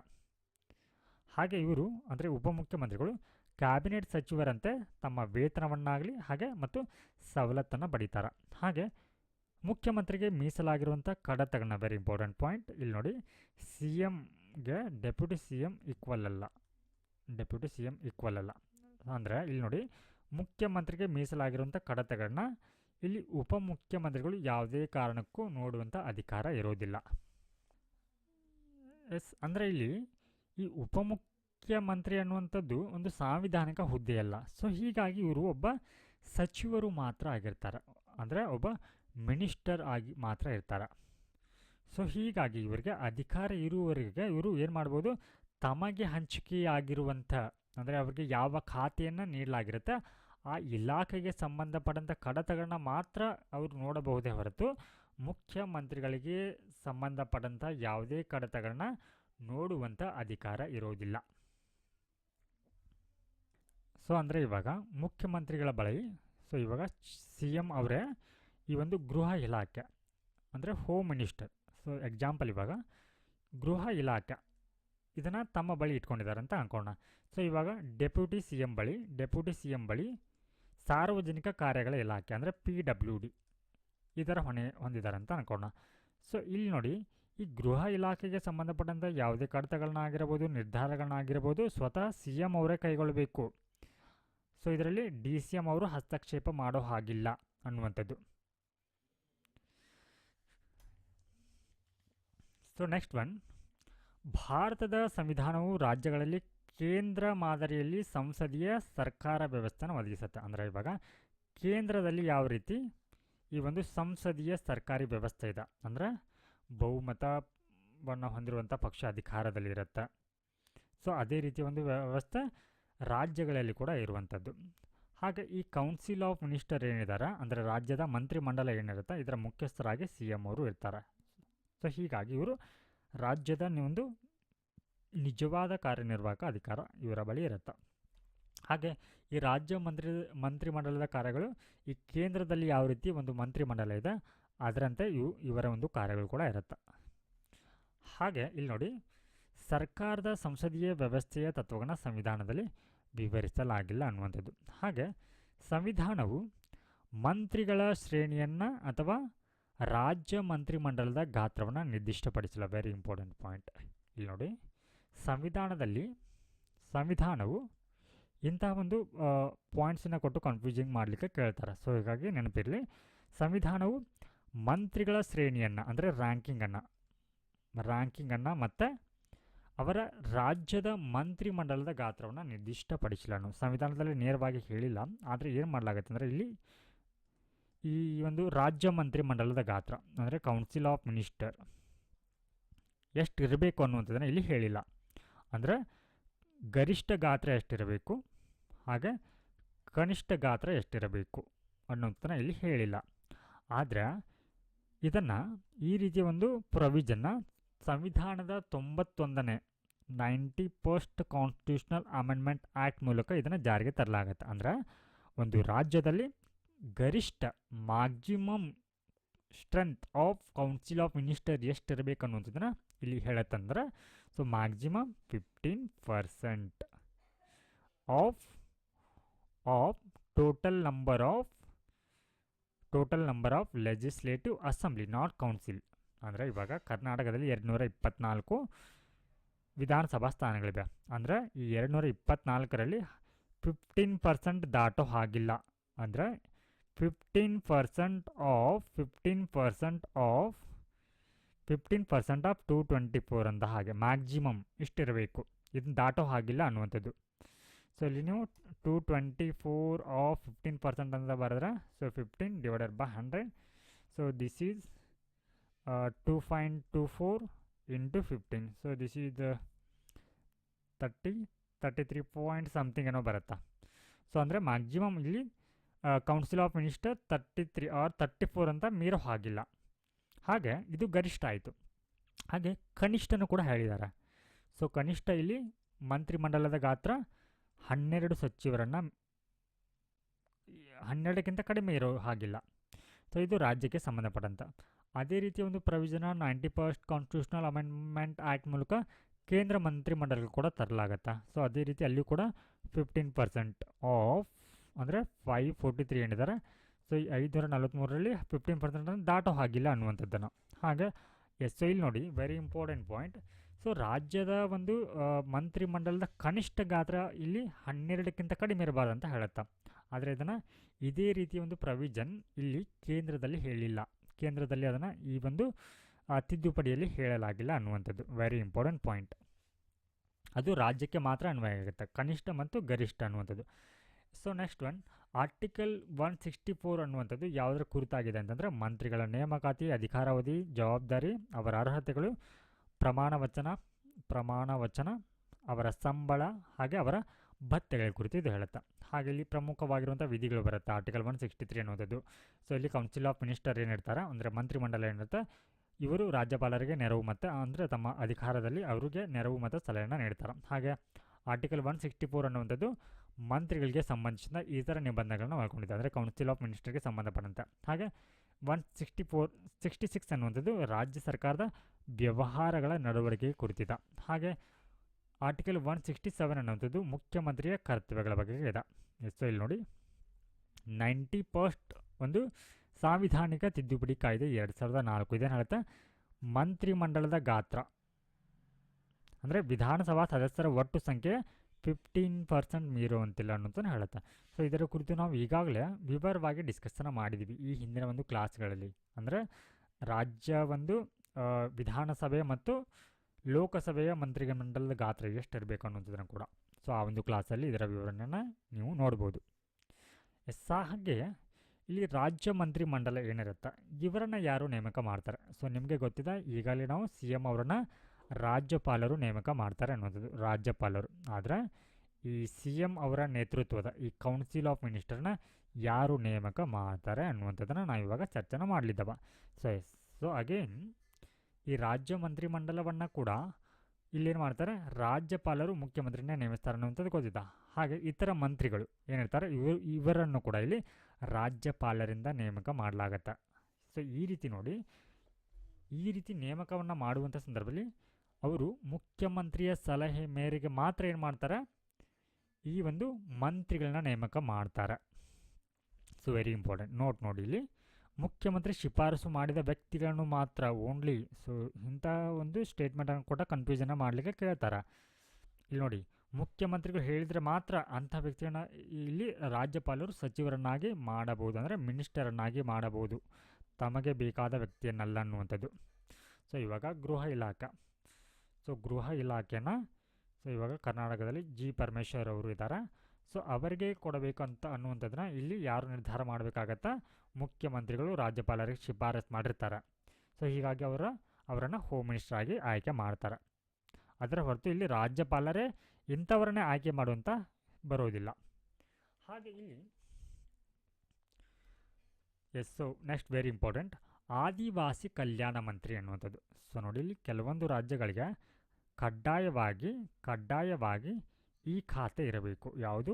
ಆದಿವಾಸಿ ಕಲ್ಯಾಣ ಮಂತ್ರಿ. ಯಾವ ರಾಜ್ಯಗಳಿಗೆ ಅಂತಂದ್ರೆ ಇಲ್ಲಿ ಛತ್ತೀಸ್ಗಢ, ಜಾರ್ಖಂಡ್, ಸೊ ಇದು ಮಧ್ಯಪ್ರದೇಶ್ ಅಂತ ಆಗಬೇಕು. ಮಧ್ಯಪ್ರದೇಶ್ ಹಾಗೆ ಒಡಿಶಾ ರಾಜ್ಯಗಳಲ್ಲಿ. ಯಾಕೆ ಅಂತಂದ್ರೆ ಈ ರಾಜ್ಯಗಳಲ್ಲಿ ಆದಿವಾಸಿ ಜನರು ಬಹಳ ಜನ ಇದ್ದಾರೆ, ಅಂದರೆ ಬುಡಕಟ್ಟು ಜನರು ಬಹಳ ಇದ್ದಾರೆ. ಸೊ ಹೀಗಾಗಿ ಅವರ ಅಭಿವೃದ್ಧಿಗಾಗಿ ಈ ರೀತಿ ಒಂದು ಖಾತೆಯನ್ನು ಅಲ್ಲಿ ಇರಬೇಕು ಅನ್ನೋದನ್ನು ಕಡ್ಡಾಯವಾಗಿ ಹೇಳುತ್ತಾ. ಹಾಗೆ ಮೂಲತಃ ಇವಾಗ ಸದ್ಯಕ್ಕೆ ಈ ರಾಜ್ಯಗಳಲ್ಲಿ ಇರಬೇಕು ಅನ್ನುವಂಥದ್ದು. ಆದರೆ ಮೂಲತಃ ಈ ರೀತಿ ಆದಿವಾಸಿ ಕಲ್ಯಾಣ ಮಂತ್ರಿ ಇರಬೇಕು ಅನ್ನುವಂಥ ನಿಬಂಧನ ಈ ರಾಜ್ಯಗಳಿಗೆ ಮಾತ್ರ ಅನ್ವಯಿಸಿತ್ತು. ಯಾವುದು ಅಂತಂದರೆ Bihar, so this is second one, Madhya Pradesh ಹಾಗೆ ಒಡಿಶಾ. ಈ ಮೂರು ರಾಜ್ಯಗಳಿಗೆ ಮಾತ್ರ ಈ ಒಂದು ಆದಿವಾಸಿ ಕಲ್ಯಾಣ ಮಂತ್ರಿ ಇರಬೇಕು ಅನ್ನೋದನ್ನು ಹೇಳಿತ್ತು. ಸೊ ಇಲ್ಲಿ ಒಂದು ಬದಲಾವಣೆ ಆಗುತ್ತೆ. ಅದುವೇ ಈ ಒಂದು 94ನೇ ಒಂದು ಸಾಂವಿಧಾನಿಕ ತಿದ್ದುಪಡಿ ಕಾಯ್ದೆ 2006. ಏನು ಮಾಡಲಾಗುತ್ತೆ ಬದಲಾವಣೆ ಅಂತಂದ್ರೆ, ಬಿಹಾರದಲ್ಲಿ ಈಗ ಯಾವುದೇ ಪರಿಶಿಷ್ಟ ಪ್ರದೇಶಗಳಿಲ್ಲದ ಕಾರಣ ಬುಡಕಟ್ಟು ಕಲ್ಯಾಣ ಮಂತ್ರಿಗಳನ್ನ ಹೊಂದುವ ಬಾಧ್ಯತೆಯಿಂದ ಬಿಹಾರವನ್ನು ಮುಕ್ತಗೊಳಿಸಲಾಗಿದೆ. ಸೊ ಇಲ್ಲಿ ಬಿಹಾರದಲ್ಲಿ ಇವಾಗ ಯಾಕೆ ಈ ನಿಬಂಧನೆ ಮಾಡಿರ್ತಾರೆ ಅಂತಂದರೆ, ಆ ರಾಜ್ಯದಲ್ಲಿ ಬುಡಕಟ್ಟು ಪ್ರದೇಶಗಳಿದ್ದರೆ ಅವರ ಕಲ್ಯಾಣಕ್ಕಾಗಿ ಈ ಒಂದು ಖಾತೆ ಇರಬೇಕಂತ ಇರುತ್ತೆ. ಆದರೆ ಇವಾಗ ಬುಡಕಟ್ಟು ಪ್ರದೇಶಗಳು ಇವಾಗ ಬಿಹಾರದಲ್ಲಿ ಇಲ್ಲ. ಸೊ ಹೀಗಾಗಿ ಅವರಿಗೆ ಈ ಒಂದು ಖಾತೆ ಏನಿದೆ ಬುಡಕಟ್ಟು ಕಲ್ಯಾಣ ಮಂತ್ರಿ ಇರಬೇಕು ಅನ್ನುವಂಥ ಒಂದು ಬಾಧ್ಯತೆ ಅಂದರೆ ಬೈಂಡಿಂಗ್ ಅಂದರೆ ಕಡ್ಡಾಯವಾಗಿ. ಹಾಗೆ ಇದೇ ತಿದ್ದುಪಡಿಯ ಮೇಲಿನ ನಿಬಂಧನೆಯನ್ನು ಅಂದರೆ ಇವಾಗ 94ನೇ ಅಂದರೆ ಈ ಪರಿಶಿಷ್ಟ ಒಂದು ಅಥವಾ ಬುಡಕಟ್ಟು ಕಲ್ಯಾಣ ಮಂತ್ರಿಗಳನ್ನ ಹೊಂದುವ ಬಾಧ್ಯತೆಯಿಂದ ಮತ್ತೆ ಮೇಲಿನ ನಿಬಂಧನೆಯನ್ನು ಹೊಸದಾಗಿ ರೂಪುಗೊಂಡ ರಾಜ್ಯಕ್ಕೂ ವಿಸ್ತರಣೆಯನ್ನು ಮಾಡುತ್ತೆ. ಅಂದರೆ ಇವಾಗ ಛತ್ತೀಸ್ಗಢ ಆಗಿರ್ಬೋದು, ಜಾರ್ಖಂಡ್ ಆಗಿರ್ಬೋದು, ಈ ಮೇಲಿನ ಒಂದು ತಿದ್ದುಪಡಿಯ ಒಂದು ನಿಬಂಧನೆ ಏನಿತ್ತು ಅದು ಇದಕ್ಕೂ ಕೂಡ ಇಲ್ಲಿ ವಿಸ್ತರಣೆಯನ್ನು ಮಾಡಿತ್ತು ಅನ್ನುವಂಥದ್ದು. ಸೊ ನೆಕ್ಸ್ಟ್ ಒನ್, ರಾಜ್ಯ ಮಂತ್ರಿ ಮಂಡಲದ ಒಂದು ವೆರಿ ಇಂಪಾರ್ಟೆಂಟ್ ನೋಟ್ಗಳನ್ನ ನೋಡೋಣ. ಸೊ ಇಲ್ಲಿ ರಾಜ್ಯ ವಿಧಾನಮಂಡಲದ ಯಾವುದೇ ಸದನದ ಸದಸ್ಯರಲ್ಲದ ವ್ಯಕ್ತಿಯನ್ನು ಸಹ ಸಚಿವರನ್ನಾಗಿ ನೇಮಿಸಬಹುದು. ಅಂದರೆ ಇವಾಗ ಇಲ್ಲಿ ಸ್ಟೇಟ್ ಲೆಜಿಸ್ಲೇಟಿವ್ ಅಸೆಂಬ್ಲಿ ಹಾಗೆ ಲೆಜಿಸ್ಲೇಟಿವ್ ಕೌನ್ಸಿಲ್ ಎರಡೇ ಇರುತ್ತೆ, ವಿಧಾನಸಭೆ ಮತ್ತು ವಿಧಾನ ಪರಿಷತ್. ಸೊ ಈ ರೀತಿ ಯಾವುದೇ ಸದನದ ಸದಸ್ಯರಲ್ಲದ ವ್ಯಕ್ತಿಯನ್ನು ಕೂಡ ಸಚಿವರಂತಂದರೆ ಮಿನಿಸ್ಟರನ್ನಾಗಿ ಕೂಡ ಮಾಡಬಹುದು. ಆದರೆ ಸೊ ಈ ರೀತಿ ಆಯ್ಕೆಗೊಂಡಂಥ ಸದಸ್ಯ ಮಿನಿಸ್ಟರ್ ಏನು ಮಾಡಬೇಕು, 6 ತಿಂಗಳ ಒಳಗಾಗಿ ಯಾವುದಾದ್ರೂ ಒಂದು ಸದನದ ಮೂಲಕ ಏನು ಮಾಡಬಹುದು, ಅವರು ಸದಸ್ಯರಾಗಬೇಕು. ಸೊ ಅವರು ಇಲ್ಲಿ ಚುನಾವಣೆ ಮೂಲಕ ಅಥವಾ ನಾಮನಿರ್ದೇಶನದ ಮೂಲಕ ಕೂಡ ಆಯ್ಕೆ ಆಗಬಹುದು. ಅಂದರೆ ಇವರನ್ನು ನಾಮಿನೇಟ್ ಕೂಡ ಮಾಡಬಹುದು ಅಥವಾ ಇವರು ಎಲೆಕ್ಟೆಡ್ ಚುನಾವಣೆಯ ಮೂಲಕ ಆಯ್ಕೆಯಾದರೂ ಕೂಡ ಆಗಿರಬೇಕು. ಸೊ ಈ ರೀತಿ ಒಮ್ಮೆ ಮಂತ್ರಿ ಆದರೆ, ಸೊ ಇಲ್ಲಿ ನೋಡಿ, ಸೊ ಇವರು ಒಮ್ಮೆ ಏನಾದರೂ ಇಲ್ಲಿ ಮಿನಿಸ್ಟರ್ ಆದರೆ ಅವರು ಯಾವುದೇ ಸದನದಲ್ಲಿ ಮಾತನಾಡಬಹುದು. ಇದರರ್ಥ ಇಲ್ಲಿ ಲೆಜಿಸ್ಲೇಟಿವ್ ಕೌನ್ಸಿಲ್ನ ಮೆಂಬರ್ ಆಗಿರುವಂಥ ವ್ಯಕ್ತಿ ಲೆಜಿಸ್ಲೇಟಿವ್ ಕೌನ್ಸಿಲ್ನಲ್ಲಿ ಕೂಡ ಮಾತನಾಡಬಹುದು. ಅದೇ ರೀತಿ ಲೆಜಿಸ್ಲೇಟಿವ್ ಕೌನ್ಸಿಲ್ನಲ್ಲಿ ಮೆಂಬರ್ ಆಗಿರುವಂಥ ವ್ಯಕ್ತಿ ಲೆಜಿಸ್ಲೇಟಿವ್ ಅಸೆಂಬ್ಲಿಯಲ್ಲಿ ಕೂಡ ಮಾತನಾಡಬಹುದು. ಆದರೆ ಇಲ್ಲಿ ನೋಡಿ, ವೋಟಿಂಗ್ ಅಂತ ಬಂದಾಗ ಅವರು ಯಾವ ಸದನಗಳಲ್ಲಿ ಸದಸ್ಯರಾಗಿರ್ತಾರೋ ಅಲ್ಲಿ ಮಾತ್ರ ಮತವನ್ನು ಚಲಾಯಿಸಬಹುದು ಅನ್ನೋಂತಂದ್ರೆ. ಅಂದರೆ ಇವಾಗ ಲೆಜಿಸ್ಲೇಟಿವ್ ಕೌನ್ಸಿಲ್ನಲ್ಲಿ ಅವರು ಮೆಂಬರ್ ಆಗಿದ್ದರೆ ಅಲ್ಲಿ ಮಾತ್ರ ಇವರು ವೋಟಿಂಗನ್ನು ಹಾಕ್ಬೋದು. ಆದರೆ ಲೆಜಿಸ್ಲೇಟಿವ್ ಕೌನ್ಸಿಲ್ನಲ್ಲಿ ಅವರಿಗೆ ಇಲ್ಲಿ ಮತವನ್ನು ಚಲಾಯಿಸಲಿಕ್ಕೆ ಬರುವುದಿಲ್ಲ ಅನ್ನುವಂಥದ್ದು ವೆರಿ ಇಂಪಾರ್ಟೆಂಟ್ ಪಾಯಿಂಟ್. ಸಾಮೂಹಿಕ ಹೊಣೆಗಾರಿಕೆ ಆರ್ ಕಲೆಕ್ಟಿವ್ ರೆಸ್ಪಾನ್ಸಿಬಿಲಿಟಿ ಅಂತ ಕರೀತೀವಿ. ಕಲೆಕ್ಟಿವ್ ರೆಸ್ಪಾನ್ಸಿಬಿಲಿಟಿ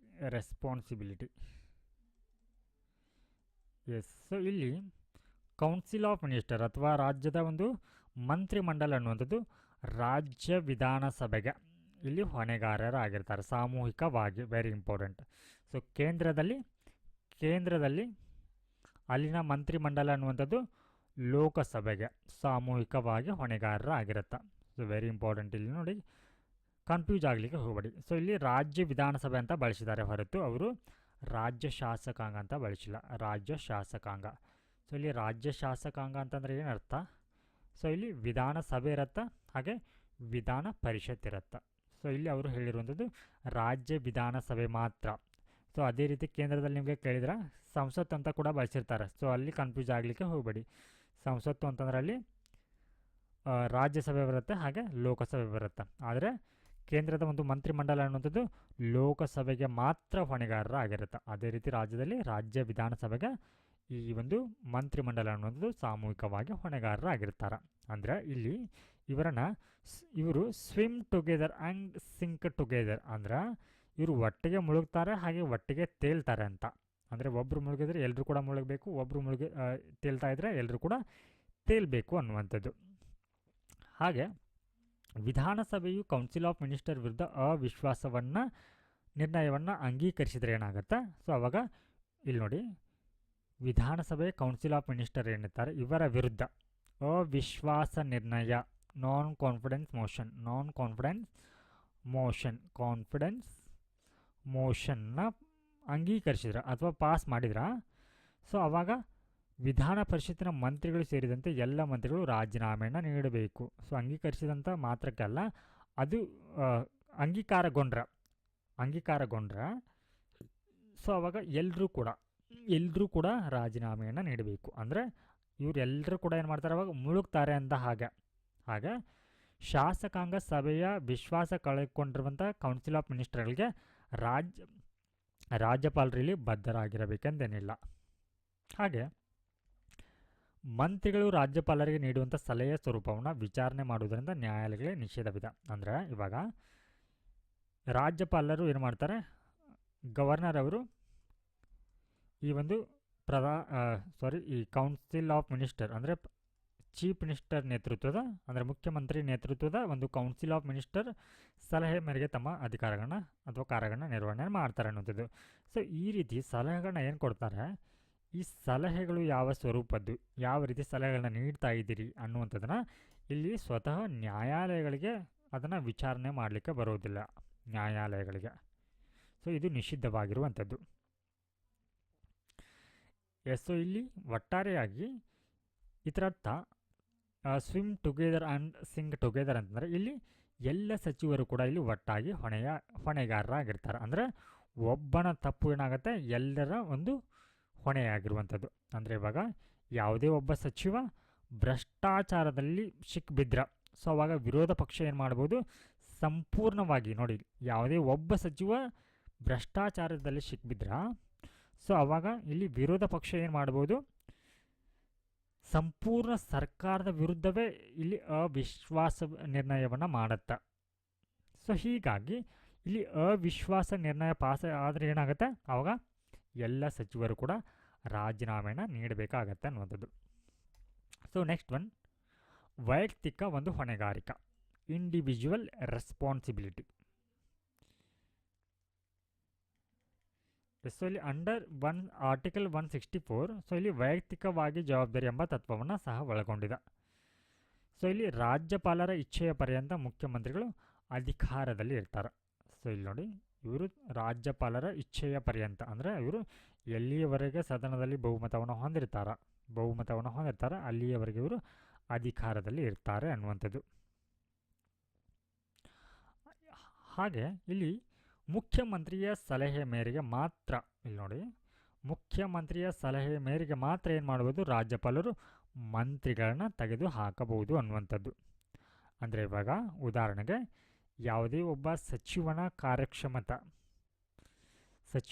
ಕಾರ್ಯಕ್ಷಮತೆ ತುಂಬ ಹದಗೆಟ್ಟಿದೆ ಅಂತ ಅನ್ಕೋಣ. ಸೊ ಅವಾಗ ರಾಜೀನಾಮೆಯನ್ನು ಇಲ್ಲಿ ಈ ರೀತಿ ಒಂದು ಸಂದರ್ಭದಲ್ಲಿ ಮುಖ್ಯಮಂತ್ರಿಗಳು ಅವರ ರಾಜೀನಾಮೆಯನ್ನು ಕೂಡ ಕೇಳಬಹುದು ಅಥವಾ ಅವರನ್ನು ವಜಾಗೊಳಿಸುವಂತೆ ರಾಜ್ಯಪಾಲರಿಗೆ ಕೂಡ ಇಲ್ಲಿ ಸಲಹೆಯನ್ನು ನೀಡಬಹುದು ಅನ್ನುವಂಥದ್ದು. ಸೊ ನೆಕ್ಸ್ಟ್ ಒನ್, ಕ್ಯಾಬಿನೆಟ್ ಅಂತ ಬರುತ್ತೆ. ಈ ಒಂದು ರಾಜ್ಯ ಮಂತ್ರಿಮಂಡಲದಲ್ಲಿ ಮತ್ತೆ ಕ್ಯಾಬಿನೆಟ್ ಅನ್ನುವಂಥ ಒಂದು ಸಣ್ಣ ಘಟಕ ಬರುತ್ತೆ. ಸೊ ಇದು ಕೌನ್ಸಿಲ್ ಆಫ್ ಮಿನಿಸ್ಟರ್ನ ಕೇಂದ್ರ ಭಾಗ ಆಗಿದೆ ಕ್ಯಾಬಿನೆಟ್ ಅನ್ನುವಂಥದ್ದು. ಅಂದರೆ ಇದರಲ್ಲಿ ಪ್ರಮುಖ ಸಚಿವರನ್ನು ಒಳಗೊಂಡಿರುತ್ತೆ. ಏನನ್ನು ಒಳಗೊಂಡಿರುತ್ತೆ, ಇದು ಒಳಗೊಂಡಿದೆ. ಕ್ಯಾಬಿನೆಟ್ ಮಂತ್ರಿಗಳು ಮಾತ್ರ ಇದರಲ್ಲಿ ಇರ್ತಾರೆ. ಇದು ರಾಜ್ಯ ಸರ್ಕಾರದಲ್ಲಿ ನಿಜವಾದ ಅಧಿಕಾರ ಕೇಂದ್ರವಾಗಿದೆ. ಅಂದರೆ ಇದು ಪ್ರಮುಖವಾಗಿರುವಂಥ ಒಂದು ಉನ್ನತ ನಿರ್ಧಾರಗಳನ್ನ ಕೈಗೊಳ್ಳುವಂಥ ಒಂದು ಘಟಕ ಆಗಿದೆ. ಸೊ ಇದು ಪ್ರಮುಖವಾಗಿರುವಂಥ ನೀತಿಗಳನ್ನ ರೂಪಿಸುವಂಥ ಒಂದು ಕೇಂದ್ರ ಆಗಿದೆ. ಸೊ ಇದೇನು ಮಾಡುತ್ತೆ, ಕೆಲವು ಸಂದರ್ಭಗಳಲ್ಲಿ ತುರ್ತು ಇಲ್ಲಿದೆ ನೋಡಿ, ಇದರ ಪಾತ್ರವನ್ನು ನೋಡೋದಾದರೆ ರಾಜ್ಯದ ರಾಜಕೀಯ ಆಡಳಿತ ವ್ಯವಸ್ಥೆಯಲ್ಲಿ ಅತ್ಯುನ್ನತ ನಿರ್ಧಾರವನ್ನು ತೆಗೆದುಕೊಳ್ಳುತ್ತೆ, ಹಾಗೆ ನೀತಿಗಳನ್ನ ರೂಪಿಸುತ್ತೆ. ಹಾಗೆ ಇದು ರಾಜ್ಯ ಸರ್ಕಾರದ ಸರ್ವೋಚ್ಚ ಕಾರ್ಯನಿರ್ವಾಹಕ ಪ್ರಾಧಿಕಾರ ಆಗಿದೆ. ಹಾಗೆ ರಾಜ್ಯ ಆಡಳಿತದ ಮುಖ್ಯ ಸಂಯೋಜಕರಾಗಿರ್ತಾರೆ. ಹಾಗೆ ರಾಜ್ಯಪಾಲರಿಗೆ ಇವರು ಸಲಹೆಯನ್ನು ನೀಡ್ತಾರೆ. ಹಾಗೆ ಬಿಕ್ಕಟ್ಟು ವ್ಯವಸ್ಥಾಪಕರಾಗಿರ್ತಾರೆ. ಹಾಗೆ ರಾಜ್ಯದ ಇದು ಎಲ್ಲ ಪ್ರಮುಖ ಒಂದು ಶಾಸಕಾಂಗ ಮತ್ತು ಹಣಕಾಸು ವಿಷಯಗಳನ್ನ ನಿರ್ವಹಣೆಯನ್ನು ಮಾಡುತ್ತೆ. ಸೊ ಈ ರೀತಿ ಹಾಗೆ ಇದು ಸಾಂವಿಧಾನಿಕ ಅಧಿಕಾರಿಗಳು ಹಾಗೂ ಹಿರಿಯ ಸಚಿವಾಲಯದ ಆಡಳಿತಗಾರರಂಥ ಉನ್ನತ ನೇಮಕಾಧಿಗಳ ಮೇಲೆ ಕಾರ್ಯವನ್ನು ನಿರ್ವಹಿಸುತ್ತೆ. ಫಾರ್ ಎಕ್ಸಾಂಪಲ್, ಇವಾಗ ಕೊರೋನಾ ಬಂದಂಥ ಸಂದರ್ಭದಲ್ಲಿ ಕೋವಿಡ್-19 ಏನಿತ್ತು, ಕೋವಿಡ್-19 ಸಂದರ್ಭದಲ್ಲಿ ಲಾಕ್ಡೌನ್ ಹಾಗೆ ಅದರ ಒಂದು ಯಾವ ರೀತಿ ಅದನ್ನು ನಿರ್ವಹಣೆಯನ್ನು ಮಾಡಬೇಕು ಅನ್ನುವಂಥದ್ದನ್ನು, ಹಾಗೆ ಹಣಕಾಸಿನ ನಿರ್ಧಾರಗಳು ಅಂತ ಬಂದಾಗ ಈ ಎಲ್ಲ ನಿರ್ಧಾರಗಳನ್ನು ಕೂಡ ಏನು ಮಾಡುತ್ತೆ, ಈ ಕ್ಯಾಬಿನೆಟೇ ತೆಗೆದುಕೊಳ್ಳುತ್ತೆ. ಸೊ ಇಲ್ಲಿ ಕ್ಯಾಬಿನೆಟ್ನಲ್ಲಿ 2 ವಿಧಗಳು ಕಂಡುಬರುತ್ತೆ. ಒಂದು ಸ್ಥಾಯಿ ಸಮಿತಿ ಅನ್ನುವಂಥದ್ದು, ಸೊ ಇದು ಹಾಗೆ ಇನ್ನೊಂದು ತಾತ್ಕಾಲಿಕ ಸಮಿತಿ ಅನ್ನುವಂಥದ್ದು. ಈ ರೀತಿ 2 ವಿಧಗಳು ಬರುತ್ತೆ. ಹಾಗೆ ಇದರ ಬಗ್ಗೆ ಕೂಡ ನಾವು ಮುಂದೆ ವಿವರವಾಗಿ ಡಿಸ್ಕಷನ್ ಮಾಡಲಿದ್ದೇವೆ. ಹಾಗೆ ಕ್ಯಾಬಿನೆಟ್ ಸಮಿತಿ ಎಂದು ಕರೆಯಲ್ಪಡುವ ವಿವಿಧ ಸಮಿತಿಗಳ ಮೂಲಕ ಏನು ಮಾಡುತ್ತಾ, ಈ ರೀತಿಯ ಒಂದು ಸಮಿತಿಗಳ ಮೂಲಕ ಈ ಒಂದು ಕ್ಯಾಬಿನೆಟ್ ಇಲ್ಲಿ ಕಾರ್ಯವನ್ನು ನಿರ್ವಹಿಸುತ್ತಾ. ಸೊ ನಾವಿವಾಗ ಈ ಮಂತ್ರಿಮಂಡಲ ಮತ್ತು ಈ ಸಚಿವ ಸಂಪುಟಕ್ಕೆ ಇರುವಂಥ ವ್ಯತ್ಯಾಸಗಳನ್ನ ನೋಡೋಣ. ಸೊ ನಾವು ಎರಡರ ಕುರಿತು ಕೂಡ ಇವಾಗ ನೋಡಿದ್ದೀವಿ. ಹಾಗಿದ್ರೆ ಮಂತ್ರಿಮಂಡಲ ಮತ್ತು ಕೌನ್ಸಿಲ್ ಆಫ್ ಮಿನಿಸ್ಟರ್, ಈ ಒಂದು ಸಚಿವ ಸಂಪುಟಕ್ಕೆ ಇಂಗ್ಲೀಷ್ನಲ್ಲಿ ಕ್ಯಾಬಿನೆಟ್ ಅಂತ ಕರಿತೀವಿ, ಕ್ಯಾಬಿನೆಟ್. ಹಾಗೆ ಮಂತ್ರಿಮಂಡಲಕ್ಕೆ ಕೌನ್ಸಿಲ್ ಆಫ್ ಮಿನಿಸ್ಟರ್.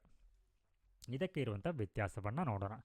ಸೊ ಮಂತ್ರಿಮಂಡಲದಲ್ಲಿ 60ರಿಂದ 70 ಮಂತ್ರಿಗಳನ್ನ ಒಳಗೊಂಡಿರುವಂಥ ಒಂದು ವಿಶಾಲವಾಗಿರುವಂಥ ಸಂಸ್ಥೆ ಆಗಿರುತ್ತೆ. ಬಟ್ ಇದು 60ರಿಂದ 70ರಂತೆಲ್ಲ ವ್ಯತ್ಯಾಸ ಆಗುತ್ತೆ, ರಾಜ್ಯದಿಂದ ರಾಜ್ಯಕ್ಕೆ ವ್ಯತ್ಯಾಸ ಆಗಿರುತ್ತೆ. ಅಂದರೆ ಅಲ್ಲಿ ರಾಜ್ಯದ ಒಂದು ವಿಧಾನಸಭಾ ಸ್ಥಾನಗಳು ವ್ಯತ್ಯಾಸವಾಗಿರುವಂಥ ಕಾರಣಕ್ಕಾಗಿ. ಆದರೆ ಸಚಿವ ಸಂಪುಟ ನೋಡಿ, ಇದು 15ರಿಂದ 20 ಮಂತ್ರಿಗಳನ್ನ ಮಾತ್ರ ಒಳಗೊಂಡಿರುತ್ತೆ. ಹಾಗೆ ಇಲ್ಲಿ ಮಂತ್ರಿಮಂಡಲದಲ್ಲಿ 3 ವರ್ಗದ ಸಚಿವರು ಕಂಡುಬರ್ತಾರೆ. ಕ್ಯಾಬಿನೆಟ್ ದರ್ಜೆಯ, ರಾಜ್ಯ ದರ್ಜೆಯ, ಹಾಗೆ ಉಪ ಸಚಿವರು ಅಂತ ಬರ್ತಾರೆ. ಆದರೆ ಇಲ್ಲಿ ಕ್ಯಾಬಿನೆಟ್ ದರ್ಜೆಯ ಸಚಿವರನ್ನ ಇದು ಮಾತ್ರ ಒಳಗೊಂಡಿರುತ್ತೆ. ಹಾಗೆ ಮಂತ್ರಿಮಂಡಲದಲ್ಲಿ ಸರ್ಕಾರಿ ವ್ಯವಹಾರಗಳನ್ನ ನಡೆಸಲು ಒಂದು ಸಂಸ್ಥೆಯಾಗಿ ಸಭೆ ಸೇರೋದಿಲ್ಲ. ಇಲ್ಲಿ ನೋಡಿ, ಇದು ಸರ್ಕಾರದ ವ್ಯವಹಾರಗಳೇನಿರುತ್ತಾ ಅದನ್ನು ನಡೆಸಲಿಕ್ಕೆ ಇದು ಒಂದು ಸಂಸ್ಥೆಯಾಗಿ ಸಭೆಯನ್ನು ಸೇರೋದಿಲ್ಲ. ಹೀಗಾಗಿ ಇದಕ್ಕೆ ಯಾವುದೇ ಸಾಮೂಹಿಕ ಕಾರ್ಯಗಳನ್ನ ಹೊಂದಿರುವುದಿಲ್ಲ. ಆದರೆ ಇಲ್ಲಿ ನೋಡಿ, ಸರ್ಕಾರಿ ವ್ಯವಹಾರಗಳ ವಹಿವಾಟಿನ ಕುರಿತು ಚರ್ಚಿಸಲಿಕ್ಕೆ ಮತ್ತು ನಿರ್ಧಾರ ತೆಗೆದುಕೊಳ್ಳಲಿಕ್ಕೆ ಇದು ಸಾಮಾನ್ಯವಾಗಿ ವಾರಕ್ಕೊಮ್ಮೆ ಅಥವಾ ಆವಾಗವಾಗ ಏನು ಮಾಡುತ್ತೆ, ಆಗಾಗ ಸಭೆಯನ್ನು ಸೇರುತ್ತೆ. ಹೀಗಾಗಿ ಇದು ಸಾಮೂಹಿಕ ಕಾರ್ಯಗಳನ್ನ ಹೊಂದಿರುತ್ತೆ. ಇಲ್ಲಿ ನೋಡಿ, ಮಂತ್ರಿಮಂಡಲವು ಸಚಿವ ಸಂಪುಟದ ನಿರ್ಧಾರಗಳನ್ನ ಕಾರ್ಯಗತಗೊಳಿಸುತ್ತೆ. ಸೊ ನೋಡಿ, ಇಲ್ಲಿ ಸಚಿವ ಸಂಪುಟ ಏನು ನಿರ್ಧಾರಗಳನ್ನ ಕೈಗೊಳ್ಳುತ್ತೆ, ಆ ನಿರ್ಧಾರಗಳನ್ನ ಏನು ಮಾಡುತ್ತೆ, ಈ ಸಚಿವ ಸಂಪುಟ ತೆಗೆದುಕೊಂಡಿರುವಂಥ ನಿರ್ಧಾರಗಳನ್ನ ಇದೇನು ಮಾಡುತ್ತೆ, ಕಾರ್ಯಗತಗೊಳಿಸುತ್ತೆ. ಸೊ ಇಲ್ಲಿ ಮಂತ್ರಿಮಂಡಲವು ತನ್ನ ನಿರ್ಧಾರಗಳನ್ನ ಕಾರ್ಯಗೊಳಿಸುತ್ತಿದೆ ಇಲ್ಲಿ ಎಂಬುದನ್ನು ಏನು ಮಾಡುತ್ತೆ, ಕ್ಯಾಬಿನೆಟ್ ಪರಿವೀಕ್ಷಿಸುತ್ತದೆ, ಮಾನಿಟರ್ ಮಾಡುತ್ತೆ. ಹಾಗೆ ಮಂತ್ರಿಮಂಡಲ ಸಂವಿಧಾನಾತ್ಮಕ ಸಂಸ್ಥೆ ಮಂತ್ರಿಮಂಡಲದ ವರ್ಗೀಕರಣದ ಸಂವಿಧಾನದಲ್ಲಿ ಕಂಡುಬರುವುದಿಲ್ಲ. ಸೊ ನೋಡಿ, ಇದರ ವರ್ಗೀಕರಣ ಅನ್ನುವಂಥದ್ದು ಕಂಡುಬರುವುದಿಲ್ಲ. ಮೇಲೆ ನಾವೇನು ನೋಡಿದ್ದೀವಿ, ಸೊ ಆ ರೀತಿ ಸಂವಿಧಾನಾತ್ಮಕ ಒಂದು ಸಂಸ್ಥೆ ಆಗಿದ್ದು ಇದು. ಇದರ ಒಂದು ವರ್ಗೀಕರಣ ಅನ್ನುವಂಥದ್ದು ಸಂವಿಧಾನದಲ್ಲಿ ಇಲ್ಲ. Very important. ಸೊ ಮೇಲೆ ನೋಡಿದ ನಾವು ವರ್ಗೀಕರಣ ಏನಿದೆ ಅದು ಸಂವಿಧಾನದಲ್ಲಿ ಕಂಡುಬರುವುದಿಲ್ಲ ಅನ್ನುವಂಥದ್ದು. ಹಾಗೆ ಇಲ್ಲಿ ನೋಡಿ, ಮೂಲ ಸಂವಿಧಾನದಲ್ಲಿ ಈ ಸಚಿವ ಸಂಪುಟದ ಬಗ್ಗೆ ಕೂಡ ಯಾವುದೇ ಪ್ರಸ್ತಾಪ ಇಲ್ಲ ಅನ್ನುವಂಥದ್ದು. Very important point. ಇಲ್ಲಿ ನೋಡಿ, ಸಚಿವ ಸಂಪುಟ ಎಂಬ ಪದ ಏನಿದೆ, ಅಂದರೆ ಕ್ಯಾಬಿನೆಟ್ ಅನ್ನುವಂಥ ಈ ಒಂದು ಪದ ಏನಿದೆ, ಇದನ್ನು 1978ರ 44ನೇ ಸಂವಿಧಾನ ಒಂದು ತಿದ್ದುಪಡಿ ಕಾಯ್ದೆ ಮೂಲಕ ಇದನ್ನು ಮಾಡಲಾಗುತ್ತೆ. ಈ ಆರ್ಟಿಕಲ್ 352ಗೆ ಇದನ್ನು ಸೇರಿಸಲಾಗುತ್ತೆ. Very important. ಹಾಗೆ ಸಂವಿಧಾನವು ಮಂತ್ರಿಮಂಡಲದ ಅಧಿಕಾರ ಮತ್ತು ಕಾರ್ಯಗಳನ್ನ ವಿವರಿಸುತ್ತೆ. ಸಂವಿಧಾನದಲ್ಲಿ ಇದರ ಬಗ್ಗೆ ಇದೆ, ಆದರೆ ಸಂವಿಧಾನದಲ್ಲಿ ಈ ಸಚಿವ ಸಂಪುಟದ ಬಗ್ಗೆ ಅಧಿಕಾರ ಮತ್ತು ಕಾರ್ಯಗಳನ್ನ ಇದು ವಿವರಿಸೋದಿಲ್ಲ. ಹಾಗೆ ಮಂತ್ರಿಮಂಡಲ ಅನ್ನುವಂಥದ್ದು ಲೋಕಸಭೆಗೆ, ಸೊ ಇಲ್ಲಿ ಲೋಕಸಭೆ ಅಂತ ಬಳಸಿದ್ದಾರೆ. ಸೊ ಇಲ್ಲಿ ಅಂದರೆ ಕೇಂದ್ರ ಮಂತ್ರಿಮಂಡಲ ಆಗಿದ್ರೆ ಅದು ಲೋಕಸಭೆಗೆ, ಹಾಗೆ ರಾಜ್ಯ ಮಂತ್ರಿಮಂಡಲ ಆಗಿದ್ದರೆ ಅದು ರಾಜ್ಯ ವಿಧಾನಸಭೆಗೆ ಸಾಮೂಹಿಕವಾಗಿ ಹೊಣೆಗಾರನ ಆಗಿರುತ್ತೆ. ಆದರೆ ಸಚಿವ ಸಂಪುಟವು ಸಾಮೂಹಿಕ ಹೊಣೆಗಾರಿಕೆಯನ್ನು ಜಾರಿಗೊಳಿಸುತ್ತೆ. ಸೊ ಇದು ಈ ಎರಡರ ನಡುವಿನ ವ್ಯತ್ಯಾಸ ಆಗಿದೆ. ಸೊ ನಂತರದಲ್ಲಿ ನಾವು ನೆಕ್ಸ್ಟ್ ಕ್ಲಾಸಲ್ಲಿ ಸಂಸತ್ತು ಅಥವಾ ಪಾರ್ಲಿಯಾಮೆಂಟ್ ಬಗ್ಗೆ ಡಿಸ್ಕಷನ್ ಮಾಡಲಿದ್ದೇವೆ. ಸೊ ಈ ಒಂದು ಕ್ಲಾಸಿನ PDF ನಿಮಗೆ ಬೇಕಾದಲ್ಲಿ ವಿದ್ಯಾವೇದಿಕೆ ಅನ್ನುವಂಥ ಒಂದು ಟೆಲಿಗ್ರಾಮ್ ಗ್ರೂಪ್ ಇದೆ, ವಿದ್ಯಾವೇದಿಕ. ಸೊ ಆ ಗ್ರೂಪ್ಗೆ ಜಾಯಿನ್ ಆಗುವ ಮೂಲಕ ಈ ಒಂದು PDF ನೀವು ಉಚಿತವಾಗಿ ಪಡೆದುಕೊಳ್ಳಬಹುದು. ಹಾಗೆ ಈ ಒಂದು ಕ್ಲಾಸಿನ ಕುರಿತು ನಿಮ್ಮ ಅನಿಸಿಕೆ ಮತ್ತು ಅಭಿಪ್ರಾಯಗಳನ್ನ ತಪ್ಪದೇ ಕಮೆಂಟ್ ಸೆಕ್ಷನಲ್ಲಿ ತಿಳಿಸಿ. ಹಾಗೆ ವಿಡಿಯೋಗಳು, ಈ ಒಂದು ಪಾಲಿಟಿ ಸರಣಿಯನ್ನು ಏನು ಮಾಡ್ತಾ ಬಂದಿದ್ದೀವಿ ನಾವು, ತುಂಬ ಉಪಯುಕ್ತವಾಗುವಂತೆ ಲಕ್ಷ್ಮೀಕಾಂತ್ ಪುಸ್ತಕ ಏನಿದೆ ಹಾಗೆ ಗಂಗಾಧರ್ ಪುಸ್ತಕ ಎರಡನ್ನೂ ಕೂಡ ರೆಫರ್ ಮಾಡಿ ಕನ್ನಡದಲ್ಲಿ. ಸೊ ಕನ್ನಡದಲ್ಲಿ ಈ ರೀತಿ ತುಂಬ ಶಾರ್ಟ್ ನೋಟ್ಸ್ ಆಗಿ ಹಾಗೆ ಮೈಂಡ್ ಮ್ಯಾಪ್ ಮುಖಾಂತರ ನಿಮಗೆ ಈ ಒಂದು ಮಾಹಿತಿಯನ್ನು ನೀಡ್ತಾ ಇದ್ದೀವಿ. ಸೊ ಹೀಗಾಗಿ ನಿಮಗೆ ಈ ಒಂದು ವಿಡಿಯೋ ಇಷ್ಟವಾದಲ್ಲಿ ಮಾತ್ರ ಅದಕ್ಕೆ ಲೈಕ್ ಕೊಡಿ. ಹಾಗೆ ಯಾರು ಈ ಒಂದು ಚಾನಲ್ಗೆ ಇನ್ನೂ ಹೊಸಬರಾಗಿದ್ದೀರಾ ಸೊ ಅವರು ಕೂಡ ಈ ಒಂದು ಚಾನಲ್ನ ಸಬ್ಸ್ಕ್ರೈಬ್ ಮಾಡಿ. ಸೊ ಮುಂದಿನ ಒಂದು ವಿಡಿಯೋದಲ್ಲಿ ಮತ್ತೆ ಸಿಗೋಣ. ನಮಸ್ಕಾರ.